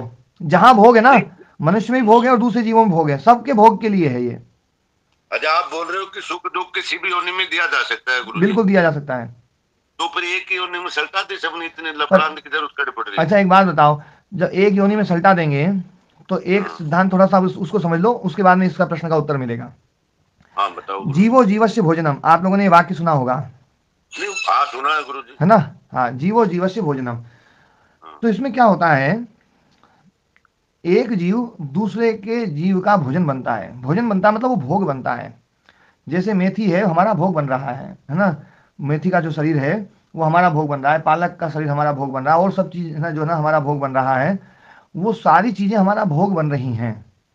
यदि हम केवल अकेले मनुष्य रहें, तो मनुष्य अकेले रहें तो धरती भी नहीं रहे, धरती को भी हम एक ना भोग के रूप में देखेंगे। धरती की भी जरूरत नहीं है, आकाश में लटके रहो, फिर आकाश की भी क्या जरूरत है, पानी की भी क्या जरूरत है, फिर मेथी की क्या जरूरत है, पालक की क्या जरूरत है, गेहूं की क्या जरूरत है, आटे की क्या जरूरत है, ये सब चीजें जो है ना, और वो एक बड़ी क्लिष्ट कल्पना हो जाएगी। कोई आदमी अकेला रह जाए तो बहुत ही क्लिष्ट कल्पना हो जाएगी, उसमें संभव नहीं है। इस संसार में भोग का जो प्रकार है, भोग जो मिलता है वो मिलता है दूसरे के शरीर से, दूसरे के शरीर से ही भोग मिलता है। अभी सुनो, एक बार पूरी बात सुनो, दूसरे के शरीर से ही हमें भोग मिलता है। हम जो भी भोग पाते हैं, देखिए मैं एक है ना उस पर दरी पे बैठा हुआ हूँ, ये जो दरी है, ये दरी किसी का शरीर है, ये किसी जीव का शरीर है। ये एक पेड़ की रुई बनी और रुई से बन करके और ये है ना यहाँ बन करके आई है। तो वास्तव में ये कपड़ा मुझे दिखाई दे रहा है, दूसरे लोगों को कपड़ा दिखाई दे सकता है, पर यदि तत्वतः देखा जाए तो ये किसी का शरीर है। मैं जो कपड़ा ओढ़े हुए हूँ, ये कपड़ा भी किसी का शरीर है। मैं जो भोजन खाऊंगा वो भी किसी का शरीर था, और है ना आप कोई भी भोजन खा लीजिए, वो भोजन किसी ना किसी का शरीर जरूर होगा, क्योंकि गेहूं का शरीर, उसका पौधा, उसका तना, उसका बीज, सब कुछ मिलकर के उसका शरीर है। सारे जितने भी औषधियां हैं, वनस्पतियां हैं, अन्न है, फल है, फूल है, सब जो है वो एक शरीर है। और वो शरीर जो है वो भोजन हमें मिल रहा है। उस शरीर में हमने दो विभाग कर रखे हैं कि हम शाकाहारी जो है ना उनके लिए ये शरीर है, मांसाहारियों के लिए इस प्रकार का शरीर है। तत्वतः देखा जाए तो भोग जीवों के शरीर के द्वारा ही मिलता है, और बिना जीवों के शरीर के भोग संभव ही नहीं है, क्योंकि भोग को बनाना पड़ेगा, भोग में क्रिया करनी पड़ेगी। भोग के लिए आपको कोई भी चीज देनी है व्यवस्था को, तो उसमें क्रिया देनी पड़ेगी, और क्रिया बिना चित्त की उपस्थिति में संभव नहीं है। इस संसार में कहीं पर भी क्रिया है तो वहां पर चित्त आवश्यक है। चित्त है तो वहीं पर क्रिया हो सकती है, क्योंकि चित्त में ही चेष्टा है। चित्त चेष्टा का जो धर्म है वो चित्त में है। इसलिए जहां पर चित्त है वहीं पर है ना, मतलब चेष्टा हो रही है, क्रिया हो रही है, और क्रिया के द्वारा निर्माण हो रहा है, और निर्माण के द्वारा आपका भोग तैयार किया जा रहा है। तो जो भी भोग तैयार होगा वो चित्त के द्वारा होगा। तो इसलिए एक व्यवस्था ऐसी बनाई हुई है कि भोग परमात्मा बनाए, या तो स्वयं लगा रहे भैया कि चलो उठाओ कड़छी कढ़ाई और सब है ना भैया मैं बनाऊं, या वो व्यवस्था लगा दे बोले भैया देखो तुम तो है ना जो है तुम इसका बना देना, तुम इसका बना देना, तुम इसका बना देना, तुम इसका बना देना, मेरे को क्यों बिना मतलब में घसीट रहे हो। तो ये व्यवस्था इस प्रकार की बनी हुई है कि एक दूसरे को भोग भी दे रहे हैं और अपना कर्मफल भी पा रहे हैं, अपना सुख दुख भी पा रहे हैं। और एक दूसरे का, जैसे मेरा शरीर है, मेरा शरीर भी दूसरों के लिए भोग हो सकता है। बहुत सारे जीव खाएंगे, इसको खा भी रहे हैं, इस शरीर में बहुत सारे जीव आश्रय भी पा रहे हैं। कितने जीव हैं जो इसमें रह रहे हैं, और कितने जीवों के द्वारा ये शरीर पलता है। मतलब आप एक दही को खाते हैं तो उसमें कितने मतलब जो ना जीव हैं, और वो सारे के सारे जो जीव हैं उनका सबका शरीर, वो सबका शरीर आपका भोग बन गया। आप हर चीज को देख लीजिए, हर चीज में जो है कोई ना कोई शरीर है, कोई ना कोई चित्त है। पालक मेथी अथवा ये तो अपने को स्थूल दिखाई देते हैं, जो सूक्ष्म सूक्ष्म है उन सब में भी जो ना एक एक मतलब चित्त चित्त काम कर करके और भोग दे रहे हैं आपको। तो भोग के लिए शरीर का होना आवश्यक है। बिना शरीर के आप कोई भी भोग नहीं ले सकते। आप कपड़ा भी नहीं पहन सकते। आपको कपड़ा भी लेना है तो आपको दूसरे के शरीर की आवश्यकता पड़ेगी। आपको भोजन करना है तो दूसरे के शरीर की आवश्यकता पड़ेगी। और इसी रूप में यदि हम देखें तो ये धरती भी एक शरीर है किसी का, और ये सूर्य भी एक शरीर है। और ये पूरी जो संरचना है, ये पूरी संरचना वास्तव में जीवों के आधार पर बना करके व्यवस्था बनी हुई है कि सारा का सारा जो है ना वो जीवों के आधार पर है। हाँ, इसमें एक व्यवस्था थोड़ी सी होती है कि कहीं कहीं पर भोग जो है वो है ना, शरीर जब जीवित होता है तब भी भोग दे देता है, और कहीं कहीं पर वो शरीर मरने के बाद में भी भोग देता है। हम उन्हीं चीजों को जड़ कहते हैं। जैसे पेड़ जो है वो अपने को लकड़ी दे रहा है, वो जीवित है तो भोग दे ही रहा है, लेकिन अब वो सूख गया और उसकी लकड़ी जो है वो अपने काम में आ गई। अब वो लकड़ी भोग दे रही है, इस लकड़ी में अब चित्त नहीं है, लेकिन इसका निर्माण चित्त के द्वारा हुआ है, तो ये भोग तो वो चित्त के द्वारा ही माना जाएगा, भले अभी चित्त नहीं है।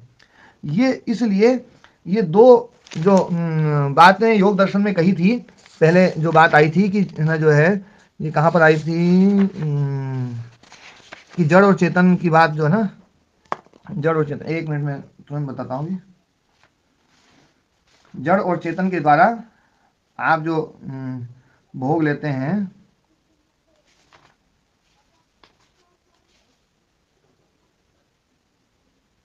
महाराज ये परिणाम ताप संस्कार दुख वाले इसमें जी है, परिणाम ताप संस्कार दुख वाला जो सूत्र है उसमें है जी। नहीं, ये जो है ना, ये देखो अनित्या सूचि दुखनात्मा सुनित्य सूचि सुखात्म ख्याति अविद्या, इसमें एक बात आई थी कि सुख और सुख के साधन जो है, जो बाह्य उपकरण है, बाह्योपकरणेषु चेतना चेतनेषु भोगाधिष्ठाने वा शरीरे पुरुषोपकरणे वा मनसी अनात्मनि आत्मख्याति इति। जो आपके बाह्य उपकरण हैं, जो चेतन है और अचेतन है, तो चेतन कौन से हैं?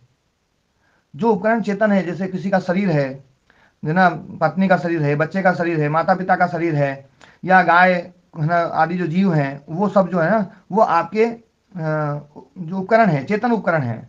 और अचेतन उपकरण वो हो गए जिनमें से अब चित्त निकल गया, चित्त निकल गया, लेकिन उनका शरीर आपके काम में आ रहा है। जैसे है ना हिरण मर गई, लेकिन हिरण की जो छाल है वो आपके है ना बिछाने के काम में आ रही है। तो अब वो जो उपकरण है, वो उपकरण आपका अचेतन उपकरण है, लेकिन उसका निर्माण भी चेतना के द्वारा हुआ है। तो जीवो जीवस्य भोजनम जो बात है, आप इस संसार में देखेंगे जहां भी भोग है, केवल मनुष्य नहीं, हर जीव के लिए, हर जीव के लिए जो भोग है वो जीवों के शरीर के द्वारा ही दिया जा रहा है। ये एक व्यवस्था है, इससे अलग व्यवस्था है ही नहीं। और ये जो व्यवस्था है, इस व्यवस्था को बनाने के लिए जब हम देखते हैं ये व्यवस्था है, तो इस व्यवस्था के लिए फिर अलग अलग प्रकार के जीवों का शरीर चाहिए, क्योंकि एक शरीर से आपका भोग पूरा नहीं हो सकता है। इसलिए इतने प्रकार के शरीर की आवश्यकता है, इसलिए इतने प्रकार के शरीर में अलग अलग चित्त को जाना ही पड़ेगा। क्योंकि किसी को लकड़ी चाहिए तो लकड़ी के लिए पेड़ों में जाना ही पड़ेगा चित्त को, क्योंकि लकड़ी का भोग पूरा करना है। किसी को भोजन देना है तो भोजन बनाने के लिए जो चित्त है उनमें जाना पड़ेगा। इसलिए इतनी जो है ना इतनी योनियां इसलिए हैं, वो आवश्यक हैं। हाँ, अब इस है ना कुछ बात स्पष्ट हुई? नहीं, मान लो गुरुजी संसार में लकड़ी नहीं हो तो काम नहीं चलेगा। नहीं तो फिर तो एक एक चीज कम करते जाओ। चलो मैं लकड़ी को छोड़ने, फिर हवा नहीं हो तो वही तो बात होगी ना भाई, इतनी योनियां बनाई हैं। हाँ इतने देखो, आप एक एक चीज कम करते करते जाएंगे ना, वास्तविकता ये होगी कि लकड़ी कम हो, लकड़ी नहीं हो ना तो संसार नहीं चलेगा, हवा नहीं हो तो संसार नहीं चलेगा, पानी ना हो तो संसार नहीं चलेगा, घास फूस ना हो तो संसार नहीं चलेगा। ये बिल्कुल पक्की बात है। मैं तो ये मानता हूँ गुरुजी कि ये जितनी योनियां हैं, जितने प्रकार के पाप कर्म हम करते हैं या पुण्य कर्म करते हैं, उसके अनुसार मिलती हैं। हम अपने जीवन में अनेक प्रकार के पाप कर्म होते हैं, लाखों प्रकार के, सूक्ष्म से सूक्ष्म, तो उस प्रकार के जैसे जैसे हमारे कर्माशय के पाप हैं उसके अनुसार योनियां मिलती हैं। नहीं तो ये तो आप इसको भोग के अनुसार मानते हो या कैसे, मैं ज्यादा नहीं समझता। देखो मैंने बात जो बोली ना, वो फिर उसी बात में मैं आता हूँ। अभी ये बात जो मैंने बोली है, इसमें एक बार मैं पहले इन लोगों से पूछ लूं, इस विषय में तो बिल्कुल स्पष्ट हो गया। जीवो जीवस्य भोजनम बात जो है वो स्पष्टता समझ में आई? बिल्कुल समझ में आई गुरुदेव। हाँ जी सतीश जी और राम कुमार जी, बहुत अच्छी तरह से। हाँ जी, कोई भी चीज निष्प्रयोजन नहीं है, सब आगे बढ़िए प्रयोजन के लिए है। हाँ जी, तो ये धरती सूरज ये किसका शरीर रहा हुआ है? हाँ ये जो चीज है ना, ये चीज भी जो है ना अपने को है ना वो देना पड़ेगा। जैसे आप एक शंख है, शंख बजाते हैं हमारा जी, वो शंख भी किसी का शरीर है। हाँ वो तो है ना। पर ये सूर्य का धरती किसका बना रहा हुआ है? तो ये धरती और जो सूर्य है ना, इसमें भी यदि है ना कोई निर्माण का काम चल रहा है तो बिना चित्त के नहीं हो सकता है। बिना चित्त के यहाँ पर निर्माण संभव नहीं है। तो अभी वो चीज कैसे मानने के, उसको कैसे डिफाइन करोगे? हाँ पर ये नया बखेड़ा खड़ा होगा, इसलिए इसमें मैं थोड़ा सा भी है ना, क्योंकि ये जो चीज है ना, हाँ लेकिन ये बिल्कुल स्पष्ट मान लीजिए, एक धरती को आप छोड़ दीजिए या सूर्य को छोड़ दीजिए तो बाकी जगह आप कहीं पर भी देख लीजिए, किसी भी शरीर में कोई निर्माण हो रहा है तो वहां पर चित्त है। माइक बंद करवा दो गुरुदेव, माइक खुले पड़े हैं सब। गुरुदेव प्रणाम। हाँ एक मिनट रुकिए जरा। जहां पर भी निर्माण हो रहा है वहां पर चित्त है। शंख छोटा से बड़ा होता जाता है, बड़ा होता जाता है, बड़ा होता जाता है। जैसे चित्त निकलता है बस उसमें बढ़ना बंद हो जाता है, वो उतना ही रहता है, फिर वैसा वैसे ही रहता है। तो जहां पर भी निर्माण हो रहा है, इस धरती में भी हम देखते हैं बहुत निर्माण हो रहा है, पर अभी धरती वाले विषय को अपन है ना अभी नहीं छेड़ेंगे, लेकिन बाकी जो ना हर जगह पर जो निर्माण हो रहा है वो निर्माण चित्त के कारण से हो रहा है। और बड़ का पेड़ इतना बड़ा हो रहा है और तुलसी का पेड़ छोटा है। तुलसी की भी आवश्यकता है, बड़ की भी आवश्यकता है। तुलसी को भी वैसा का वैसे ही सुख मिल रहा है और वैसा का वैसे ही दुख मिल रहा है, बड़ को भी वैसे ही सुख और वैसे ही दुख मिल रहा है। लेकिन है ना जो है दूसरे जीवों को है ना जो है लकड़ी भी चाहिए और बहुत सारी चीज चाहिए, इसलिए बड़ को इतना बड़ा बना दिया। किसी जीव को इतना बड़ा बनाया जा रहा है, किसी जीव को इतना छोटा बनाया जा रहा है, तो ऐसा नहीं है कि बड़े शरीर में बड़ा दुख मिलेगा और छोटे शरीर में छोटा दुख मिलेगा, ऐसा बिल्कुल भी नहीं है। आप देख लीजिए, कोई आदमी लंबा है या कोई आदमी थोड़ा छोटा है या वो है, मैंने बहुत देखे हैं लंबे लंबे आदमी बहुत सुखी भी देखे हैं, बहुत दुखी भी देखे हैं, और छोटे छोटे आदमी बहुत सुखी भी देखे हैं, बहुत दुखी भी देखे हैं, और बहुत ठिकने आदमी बहुत सुखी देखे हैं, बहुत दुखी देखे हैं। तो शरीर लंबा छोटा बड़ा इससे कुछ नहीं है। ये सब लंबा छोटा बड़ा जो शरीर है जिसके भी है, मतलब जो है ना, चाहे वो बड़ का शरीर हो, चाहे हाथी का शरीर हो, चाहे किसी का शरीर हो, क्योंकि वो शरीर दूसरों का भोजन भी है। तो दूसरों का भोजन भी है, इसलिए दूसरों का कर्माशय के कारण से उनका शरीर इतना बड़ा है। उसके स्वयं के लिए हम यदि मान लें, केवल स्वयं के लिए, तो संसार नहीं चलेगा। ये सारे शरीर स्वयं के लिए नहीं है, ये सारे के सारे शरीर दूसरों के भोग के लिए भी हैं। और उसमें उन शरीरों में वो स्वयं भी सुख दुख पाते हैं, वो स्वयं भी सुख दुख पाते हैं। इसलिए जो है ना वो अपना कर्माशय भोग लेते हैं। उन शरीरों से स्वयं का भी काम हो जाता है और दूसरों का भी काम हो जाता है। हाँ जी अरुण चौधरी जी, आप कुछ पूछना चाह रहे हैं? मैंने ये जो प्रश्न शुरू में पूछा था 2-3 दिन पहले, उसमें ये आपने कहा था कि मनुष्य जीवन में भी जो आत्मा है वो भोगता है। तो तब मैंने ये प्रश्न किया था कि अगर इधर भी भोग रहा है, मतलब कि बुरे कर्म का फल, हाँ बुरे और अच्छे दोनों का भोग रहा है, मेरा ये प्रश्न था उस समय। जी जी। तो अब तो ये बता रहे हैं आपके भोगने के लिए तो जाना ही पड़ता है, वो मेरा स्पष्ट हो गया। जी जी। तो लेकिन उस समय आपने कहा था कि सारे कर्म जो है, बुरे कर्म भी मनुष्य जीवन में भोग सकता है। हाँ, यही मेरा प्रश्न था, वो हो गया। ठीक है जी। हाँ जी रमेश जी। ओम। हाँ जी रमेश जी। जी पूरन जी। मैं तो ये बोल रहा हूँ गुरुजी, पाप और पुण्य केवल मनुष्य ही तो करता है, और तो कोई करता नहीं है। हाँ पर भोग, पाप और पुण्य जो कर लेता है ना मनुष्य, उसके बाद में भोग जो है ना वो अलग अलग जगह पर जाकर लेना पड़ता है। तो मैं ये कहना चाह रहा हूँ कि गुरुजी मनुष्य के द्वारा जो पाप और पुण्य किए जाते हैं उनका वर्गीकरण इतना है, उस प्रकार योनियां हैं उनमें उनको भोग के लिए भेजा जाता है जी। ये बात गलत है क्या? नहीं, ये बात भी सही। देखो मैंने तो सबसे पहले यही पक्ष लिया था, तब आपने उस दिन है ना इस पक्ष को इतना स्वीकार नहीं किया था, तभी तो मैंने ये दूसरा पक्ष उठाया है। और मैं इस पक्ष के बखेड़े में अभी पढ़ना नहीं चाह रहा था, मैं सोच रहा था इस पक्ष के बखेड़े में उठाऊंगा तो बहुत बाद में उठाऊंगा कर्माशय वाले को। ये जो बखेड़ा है जीवो जीवस्य भोजनम, इस सिद्धांत को बहुत सारे लोग यहाँ जितने बैठे हैं बहुत सारे लोग नहीं मानते हैं। और ना मान रहे कोई को ना, पर ये है कि बात ये मेरी तरह चिंतन ज्यादा नहीं करते, इसलिए ठीक है गुरुजी, ठीक है गुरु। ना जो चिंतन करेगा ना गुरु जी क्या है, जब अपन ठीक है बोलते हैं ना तो अपने को ऐसा लगता है यार अपन तो बिल्कुल चिंतन करके बोल रहे हैं, और जब दूसरा ठीक है बोलता है तो है ना ऐसा लगता है कि ये तो यही बावले बोल रहे हैं। अच्छा इसमें दूसरा भी है, इसमें दूसरी बात है, स्वामी जी। और दूसरी बात एक और भी है, इसमें दूसरी बात भी सुन लो। पहले दूसरी बात सुन लो, पहले दूसरी बात सुन लो। कई बार आदमी खुद प्रश्न करता है तो अपने को समझदार समझता है, दूसरे प्रश्न करते रह सकते हैं यार ये तो मान ही नहीं रहा है, तो समझ ही नहीं रहा है। कितनी अच्छे समझा दिया गुरुजी ने। तो ये दोनों है ना क्या है, मैंने तो मेरी अपनी वर्ती बताई है कि भाई मेरे को अच्छा लगता है, मैं अपनी तो बीमारी गाँव को दूसरा थोड़ी गा देगा आदमी। बिल्कुल, पर देखो क्या है ये जो कर्माशय वाली जो बात है, केवल भोग के लिए योनियां बनाई कि दूसरे जीवों को भोग मिल जाए, इस बात से मैं अभी भी सहमत नहीं हूँ। हाँ इससे सहमत नहीं, लेकिन आप देख रहे हैं कि दूसरे जीवों के द्वारा ही भोग मिलता है। आप ये तो देख लो, आप ये भी एक सिद्धांत है कि भाई जीव का भोजन है, ये बहुत पहले से कहते आ रहे हैं लोग। नहीं, और आप खुद भी देखो ना कि आपको जितना ही भोग मिला है वो दूसरों के शरीर से मिला है या नहीं मिला है, तो बताओ मुझे। हाँ मिलता ही है गुरुजी, इसमें तो फिर तो आप इस बात को क्यों मान रहे हैं? ये बात तो उस दिन दूसरे तरीके से चल रही थी। ये तो हम कह रहे थे वैसे कि जो भोग है, ये जो दूसरी योनियां है वो भी आवश्यक है। और उस समय आपने कुछ और कहा था कि एक ही जीवन में सब भोग लेता है, खत्म हो जाते हैं सारे उसी बात पे आऊंगा मैं उसी बात पे आऊंगा। अभी तो बहुत सारे उसमें जो प्रश्न खड़े हो रहे थे ना, उन प्रश्नों को ही दबा रहा हूँ बस मैं, बात तो वहीं आऊंगा मैं। आज तो आप दूसरे तरीके से कुछ बोल रहे हैं, ये तो हमें एक्सेप्टेबल है। उस दिन जो बोला था वो मानने में नहीं आ रहा था।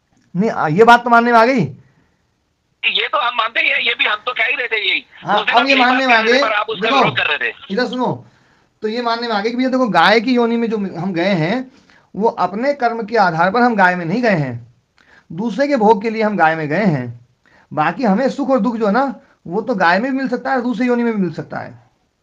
मान लीजिए, बिल्कुल सहमत नहीं हूँ गुरुजी मैं। हाँ मैं किसी के भोग के लिए किसी योनि में जाऊं, क्यों जाऊं मैं? क्योंकि आप परतंत्र थे इसलिए जाना पड़ेगा। नहीं, आप परतंत्र थे इसलिए जाना पड़ेगा आपको। पर स्वामी जी उसमें हमारे भी तो ऐसे कर्म होंगे ना कि हमें वो भोगना है, वो गाय का जीवन भोगना है, कुत्ते का जीवन भोगना है। गाय का जीवन भोगना है तो आप उसमें जो ना दूसरे का तो न्याय नहीं होगा ना, फिर हमारे साथ न्याय नहीं होगा। अच्छा इतना सुनो, अगर जबरदस्ती हम किसी के भोग के लिए गाय या कुत्ते के जीवन में जाएंगे तो फिर हमारे साथ न्याय तो नहीं हो रहा ना। एक बात सुनो, लेकिन हमारे अपने कर्मों का फल है जिसकी वजह से हम कुत्ते और गाय के जीवन में जा रहे हैं अरुण जी, तो तब हमारे साथ न्याय हो रहा है। अरुण जी अब आप फिर पलटी मार गए बात अभी तक तो ये बात समझ में आ गई थी कि भैया दूसरे के लिए था, दूसरे के लिए अभी तक आपने स्पष्ट कह दिया तो बोले हाँ ये बात तो समझ में आ गई, ये तो हम मानते ही हैं। स्वामी जी ऐसा है कि दूसरे को भी मैं अगर कुत्ते के जीवन में या गाय के जीवन में जाऊंगा तो दूसरों को दूसरे लोग हैं उनको मैं वो मेरे से भोग भोगेंगे, ये बात तो है। लेकिन कुत्ते का जन्म तो मुझे मेरे कर्म से ही मिलेगा, किसी को भोगाने के लिए नहीं। अगर मेरा कर्म ही नहीं है कुत्ते वाला तो मुझे भगवान क्यों भेजेगा वो कुत्ते के जीवन में? मेरा भी कहीं ना कहीं ये कर्म है जिसके आधार पर मेरे साथ मुझे कुत्ते का जीवन दिया जा रहा है। देखो उसके आधार पर मैं एक छोटा सा उदाहरण देता हूँ। लोहा आपके पास में है, जो लोहा है ना उस लोहे को लोहे के रूप में रहने में कोई दिक्कत नहीं है, पर लोहा टीन के रूप में बनता है तो किसी की जरूरत है इसलिए टीन के रूप में बन जाता है, किसी को पाइप के रूप में चाहिए उसको पाइप के रूप में बन जाता है, किसी को जो ना हथौड़े के रूप में चाहिए तो हथौड़ा बन जाता है, किसी को कील के रूप में चाहिए तो कील बन जाता है, किसी को सरिये के रूप में चाहिए तो सरिया बन जाता है। लोहा स्वयं के लिए इन रूपों में नहीं जा रहा है, इन रूपों में जो जा रहा है वो दूसरों के लिए जा रहा है, लेकिन लकड़ी लोहे का काम नहीं करेगी, है ना। अभी बात समझो, तो ऐसे ही जो है ना ये जो प्रकृति है ना, ये तो सही है, ये जो प्रकृति है ये प्रकृति अलग अलग रूपों में जा रही है। देखो महत ही सब रूपों में विभक्त हो रहा है, तो सब रूपों में जो विभक्त हो रहा है वो स्वयं के लिए विभक्त नहीं हो रहा है, वो दूसरों के लिए विभक्त हो रहा है। वो इतने रूपों में जो विभक्त किया जा रहा है परतंत्रता पूर्वक वो दूसरों के लिए किया जा रहा है, स्वयं के लिए उसको विभक्त होने का कोई मतलब नहीं है। इसमें एक और प्रश्न आता है, अभी आपने बताया कि पौधे जो हैं पेड़ बहुत से हैं, और जो बड़ का पेड़ है कितने हजारों सालों तक रहता है, तो लेकिन एक आप जिसने कम कर्म बुरे किए किए हैं वो साधारण पेड़ बनेगा, जिसने ज्यादा बुरे कर्म किए हैं वो बढ़ता पेड़ बनेगा, लेकिन दोनों पेड़ हैं, ये तो बात सही है। लेकिन अब इसमें एक बात है, इसमें बात एक और है, मान लीजिए व्यवस्था को तुलसी की जरूरत है, और व्यवस्था को तुलसी की जरूरत है और 1000 साल तक जरूरत है, तो वो एक ही चित्त को उस तुलसी के उसमें घुमा भी सकता है, जब तक उसका भोग पूरा नहीं होगा ना।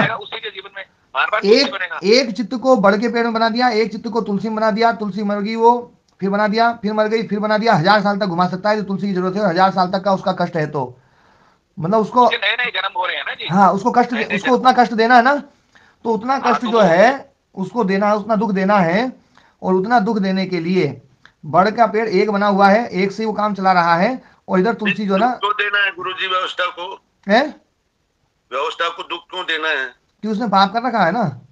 तो बस यही बात आ गई ना कि भाई आदमी अपने पाप और पुण्य कर्मों से अलग अलग योनियों में जाता है। तो वही तुम्हें बात, अब देखो उसी बात में बोल रहा हूँ कि दुख तो देना है ना, तो दुख तो किसी भी योनि में दे सकता है फिर, लेकिन उसी योनि में देना है ना, वो तुलसी के लिए भी है, क्योंकि तुलसी दूसरे के लिए जरूरत है, व्यवस्था को तुलसी की जरूरत है दूसरे उनके जीवों के लिए। महाराज जी दोनों पक्षों को साथ लेके चलना पड़ेगा, महाराज जी दोनों पक्षों को साथ लेके चलना पड़ेगा कि उधर उसका पाप कर्म भी था और इधर व्यवस्था को उसकी आवश्यकता भी थी। बस अभी ना 8:30 बजे ये सही है, तो ये सही है। ओम हाँ क्या अभी आवाज नहीं, ये बोल रहा हूँ गुरुजी, अगर तुलसी होती नहीं इस दुनिया में तो कहीं जरूरत भी नहीं पड़ती। देखो ऐसी तो है ना, ऐसे तो एक बात बताओ, देखो ये जो है ना, ये जो कल्पना है ना पूरन जी, एक बात बताओ, आदमी नहीं होता तब भी तो दुनिया हो जाती है। नहीं तो फिर ये तो सब में घट जाएगा, ये जो तर्क है ना, ये तर्क सब में घट जाएगा। ये इस तर्क का उत्तर तो तभी दे सकता हूं मैं कि भैया जो है ना तुलसी की जरूरत है, हर चीज की जरूरत है, बिना जरूरत के कोई भी चीज नहीं है। नहीं जरूरत तो है, बिना जरूरत के कुछ नहीं। नहीं तो इसका दूसरा पक्ष ये भी हो सकता है ना कि अभी जितनी होनी है उनसे काम कौन टाल रहे हो, और बढ़ाओ भाई फिर बढ़ने। नहीं ये भी बिल्कुल ना, आप दूसरी योनियां बढ़ा नहीं सकते, दूसरी योनियां बढ़ा नहीं सकती, बढ़ाने की ना जरूरत आ जाएगी, बढ़ा देंगे तो फिर घटाने की भी हो सकती है, फिर घटा भी देंगे, और योनियां कम करते करते सारी खत्म भी कर देंगे, फिर तो संसार ही खत्म हो जाएगा, और ये अनादि, और इसका अनादित्व खत्म हो जाएगा, अनादित्व भंग हो जाएगा। नहीं ये तो गलत है, ये गलत है। जो बना है वो सब जरूरी है, जो बना है वो सब जरूरी है, लेकिन ये बात सही है कि अगर मैं गाय के जीवन में जाता हूँ तो मनुष्य को भोग देता हूँ और मैं खुद भी भोगता हूँ, दोनों चीजें आएंगी, मैं भोग भी रहा हूँ और दूसरों को सुख भी दे रहा हूँ। नहीं अब ये बात ना, देखो मैं अरुण जी को वो बना करके, अरुण जी एक बात बताइए, गाय के द्वारा आप जब भोग दे रहे हैं और खुद भी भोग पा रहे हैं, तो खुद में भोग क्या पा रहे हैं आप? मैं कष्ट पा रहा हूँ, सुख या दुख? नहीं तो उसमें सुख या दुख के अलावा कोई और तो नहीं पा रहे हैं आप? नहीं और कुछ नहीं पा रहा जी, सुख और दुख पा रहे हैं ना। मैं अपने बुरे कर्मों का फल खत्म कर रहा हूँ। हाँ इधर सुनो, अब मेरी बात, गाय की योनि में आपने जो दूसरों के लिए किया है उसको अपन छोड़ दे थोड़ी देर के लिए, अभी आप अपने लिए जो बात है ना उसी को अपन करेंगे बात, है ना। जी स्वामी जी। तो आपने गाय की योनि में सुख पाया या दुख पाया, है ना, उसके अलावा तो कोई चीज और तो नहीं पाई? स्वामी कुछ नहीं पाया। और कुत्ते ने जो पाया वो उसने क्या क्या पाया है? तो खाली अपना भोग ही है खाली। नहीं तो वो भोग क्या पाया उसने? सुख और दुख के अलावा कुछ और पाया क्या उसने? सुख ही दुख है, वहां पर भी सुख और दुख है, वहां पर भी सुख पाया उसने और दुख पाया है, बस इतनी बात है, और वहां पर भी सुख और दुख पाया है।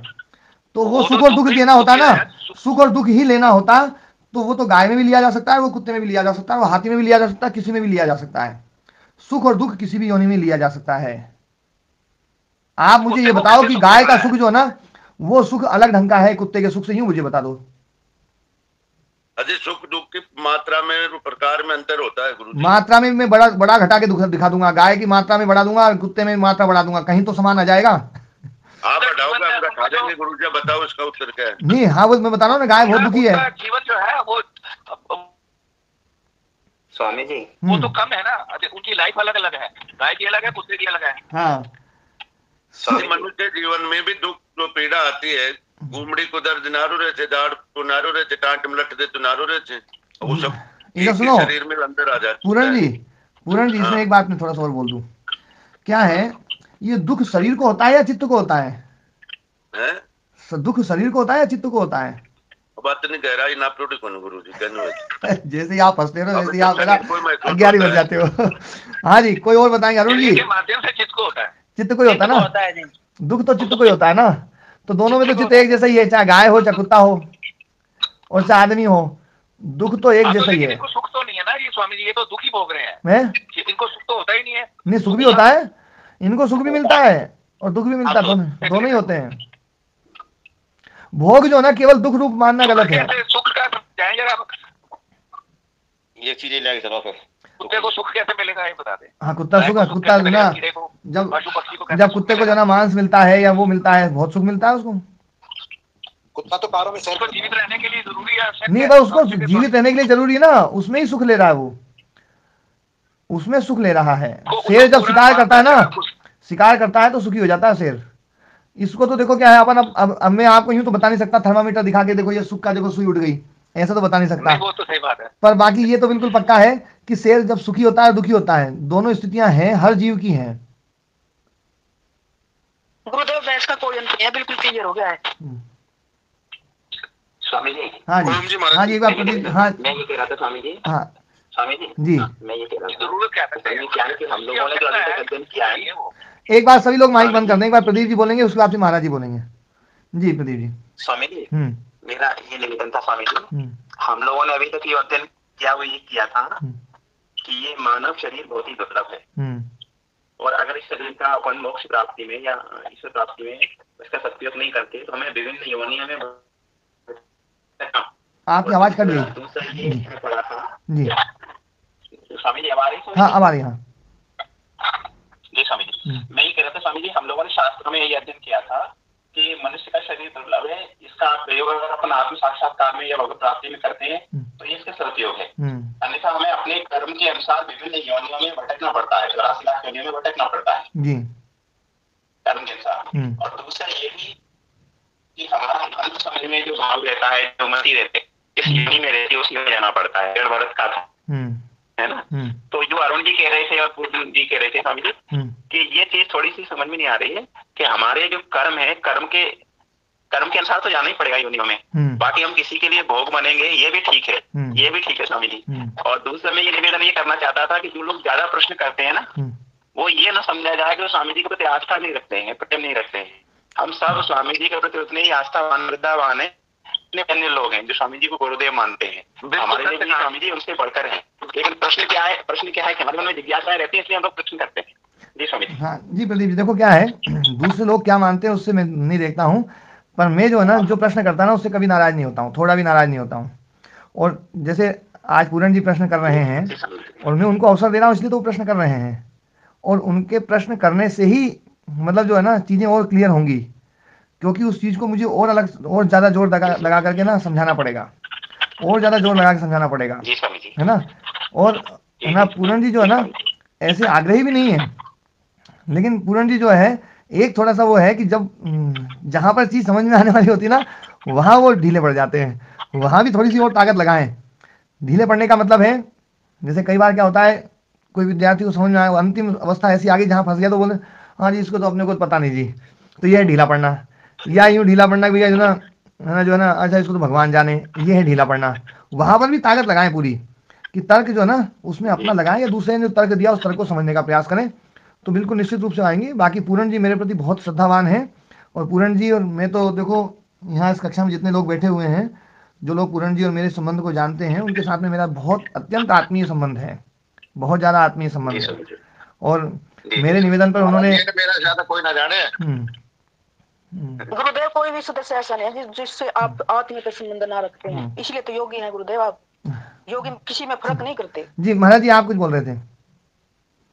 जी महाराज जी, मैं तो ये सोच रहा था कि जो आप वाला सिद्धांत तो गले उतर नहीं रहा, इसमें दोनों का ही भोग है, अपना भोग ज्यादा है, और परमात्मा ने ये व्यवस्था कर दी हम तो भोगे रहे और दूसरे को भी भोग मिल जाए, ये उसकी व्यवस्था है और उसकी बुद्धिमत्ता है परमात्मा की। नहीं तो आपने एक दिन कह रहे थे आपके एक योनि में ही जो है ना सारे भोग सकते हैं हम, तो फिर तुलसी को बार बार उस आत्मा को, चित्त को बार बार तुलसी की योनि में जाने की आवश्यकता क्यों पड़ेगी?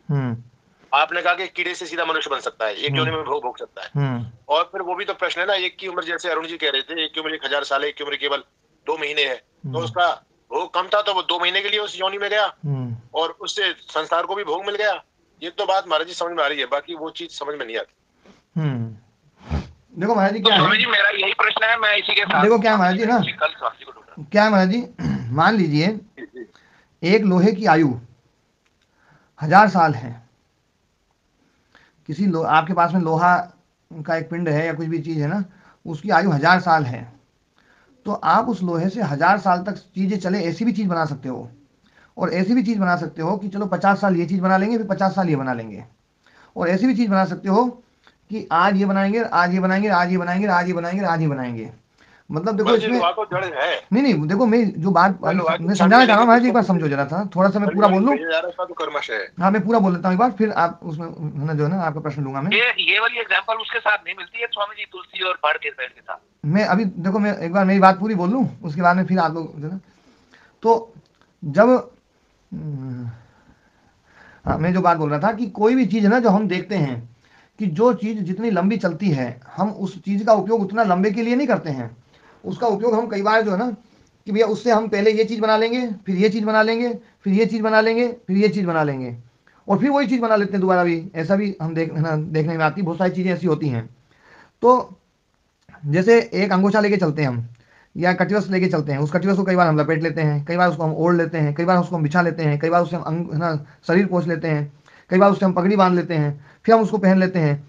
ये एक ही चीज़ से मतलब हम उसका उपयोग कर रहे हैं। तो ऐसे ही जब उपयोग की बात आएगी कि दूसरे शरीर का हम उपयोग कर रहे हैं अपने भोग के लिए, तो अपने भोग के लिए दूसरे के शरीर का जो उपयोग होता है, वो उपयोग किसी भी ढंग से हो सकता है। उसमें यूँ नहीं है कि भैया एक तुलसी ने भोग दे दिया खत्म हो गया, वो तुलसी फिर आ सकती है यदि उसका भोग पूरा नहीं हुआ तो। मैंने इसलिए इस प्रसंग को बात बोली थी। लेकिन और जो मैंने ये बात बोली थी कि एक शरीर से भोग पूरा हो सकता है स्वयं का, तो जो स्वयं का भोग पूरा हो सकता है ना, वो तो सुख दुख के रूप में एक शरीर भी है ना पूरा कर सकता है कर्माशय को, क्योंकि कर्माशय महाराज जी एक भविक है। देखो ये बात बिल्कुल स्पष्ट रूप से ये बोली है कि वासना तो अनादि है, लेकिन जो कर्माशय है वो एक भविक है, एक जन्म का ही है। कर्माशय जो ना एक जन्म में गट्ठर बन करके अगले जन्म को कर देता है, ट्रांसफर हो गया, सब पूरा हो गया, उसके बाद में अगला उसमें फिर शुरू हो जाता है वो कर्माशय बनना। पिछले उसमें थोड़े बहुत कोई गुण थे तो वो गुण उसमें आ जाएंगे जिनका फल नहीं मिल पाया भले, नहीं तो बाकी जो है ना ऐसा कोई यूँ नहीं है उसमें कि है ना जो है वो कर्माशय अनादि चला आ रहा है, अनादि बिल्कुल भी नहीं है।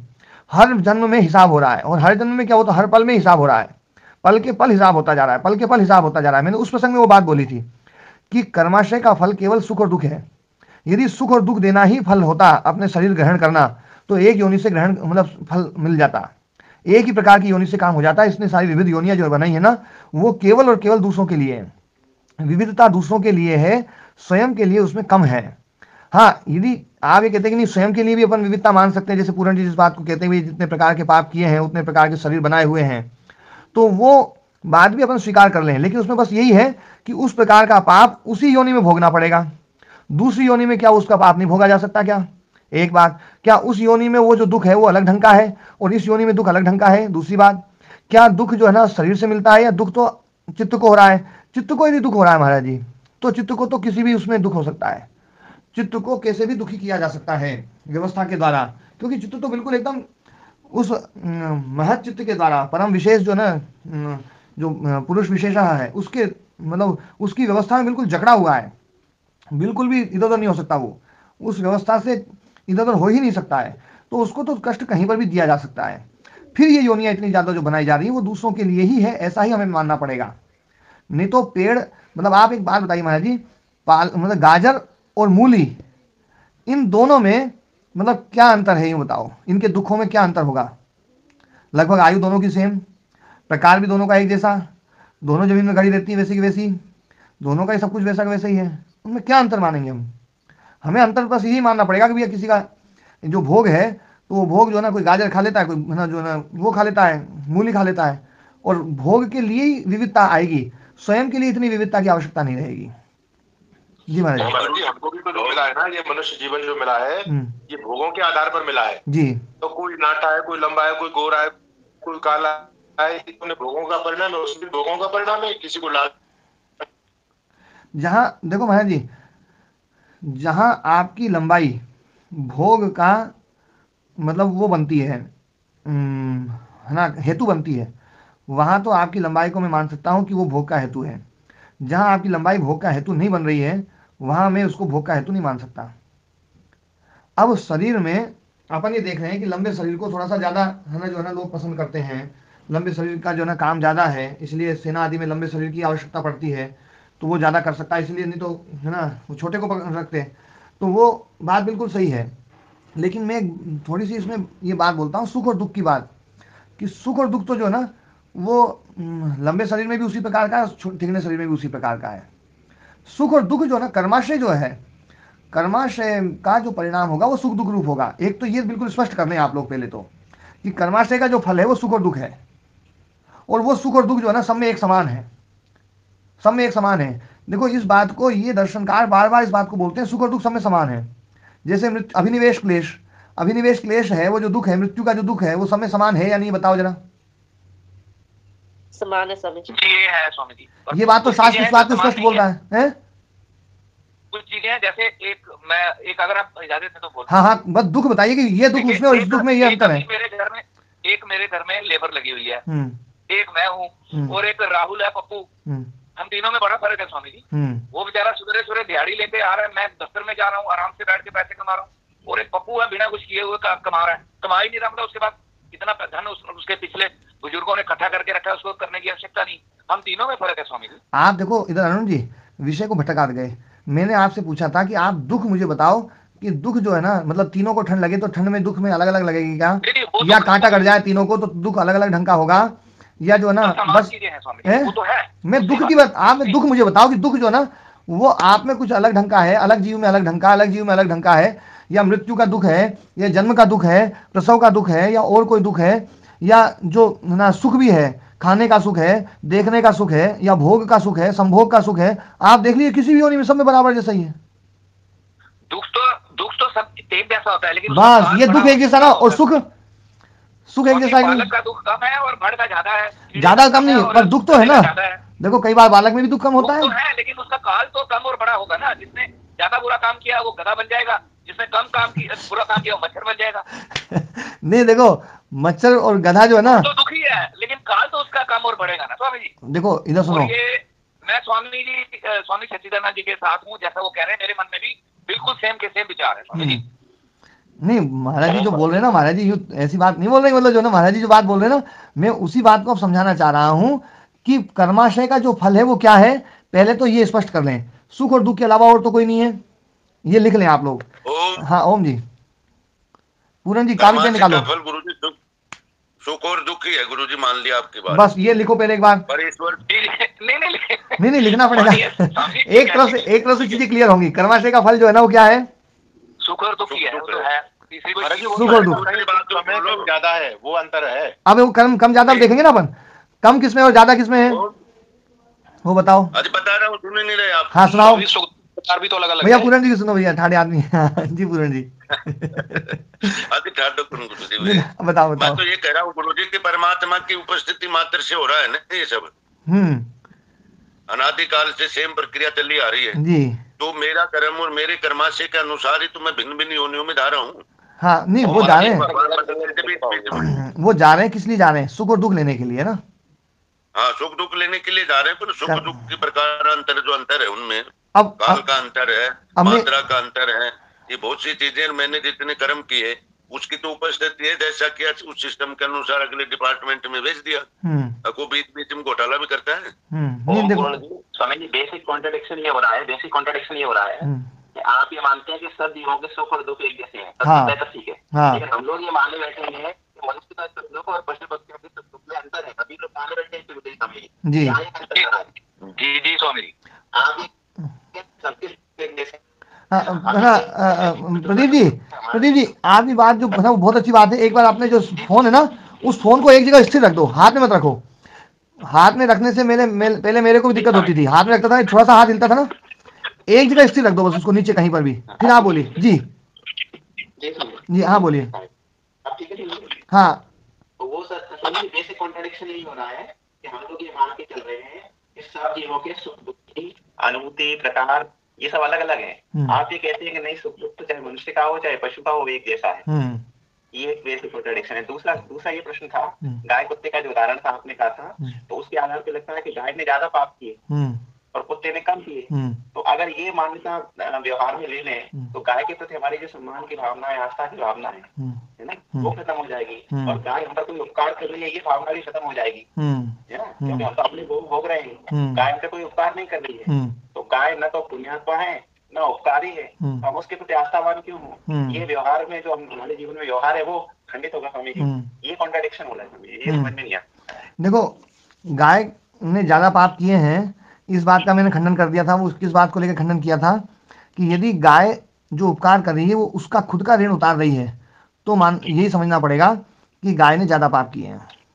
लेकिन यदि है ना, गाय तो सुख दुख भोग रही है, लेकिन हमारे लिए गाय जो है ना ज्यादा उपकारी है, हमारा कर्माशय के आधार पर उसका जो ना उसका महत्व बढ़ता है, इसलिए वो गाय का फिर पाप नहीं है। दोनों योनियां एक जैसी हैं, दोनों योनियों में सुख दुख है। देखो ध्यान दो आप, है ना, जो है ना, मैं जिस बात को बोल रहा हूँ ना, आप इसको घटा सकते हो कहीं पर भी। दोनों योनियों में सुख दुख है, और दोनों योनियों में यूं नहीं कहा जा सकता कि इसमें सुख ज्यादा है इसमें सुख ज्यादा है। दोनों में खूब मिलता है। गाय भी बहुत दुखी दिखती है और कुत्ते भी बहुत सुखी दिखते हैं, इसलिए हम सुख दुख इसमें बोले ये नहीं है, ये सब कल्पनाएं हैं। कोई किसी बच्चे से पूछोगे कौन सा है ना जीव ज्यादा सुखी है, तो कोई बोलेगा तोता ज्यादा सुखी है, वो अपनी कल्पना के आधार पर बोलता है, उसे उड़ना है। कोई बोलता है बोले कोयल बहुत सुखी है क्योंकि उसको गाना है, उसको ना वो कोयल को ज्यादा सुखी मानेगा। किसी को वजन उठाने में है, किसी को दौड़ने में ज्यादा है, तो बोले चीता बहुत सुखी है क्योंकि दौड़ता बहुत अच्छा है। कोई तैरना चाहता है तो बोले उदबिलाव बहुत ज्यादा सुखी है क्योंकि बहुत अच्छा तैरता है। ये सब चीजें जो है ना, ये हमारी आवश्यकताओं के आधार पर हम मान्यताएं निर्धारित कर लेते हैं, पर वास्तव में देखा जाए तो सुखी जो है ना गाय भी है और कुत्ता भी है, दुखी गाय भी है और कुत्ता भी है। और ये नहीं कह सकते कि गाय ज्यादा सुखी है, क्योंकि दोनों जगह खूब मिल रहे हैं। गाय बहुत दुखी भी है और है ना कुत्ते भी बहुत सुखी भी हैं, और गाय बहुत सुखी भी है और कुत्ते बहुत दुखी भी हैं। तो सुख और दुख जो है ना, किसी योनि में ज्यादा है किसी योनि में कम है, ये बात मानना। हाँ, काल की दृष्टि से ये यदि होता है तो काल की दृष्टि से तो उस जीव को दोबारा बना लो, फिर उसको बना लो। मान लीजिए एक जीव 5 साल जिंदा रहता है और एक जीव 50 साल जिंदा रहता है, और 50 साल वाला एक बार उसको शरीर मिला और 5 साल वाले को 10 बार शरीर मिला, तो बराबर भोग हो गया। इसलिए काल का निर्धारण किसी चीज को नहीं कर सकता है।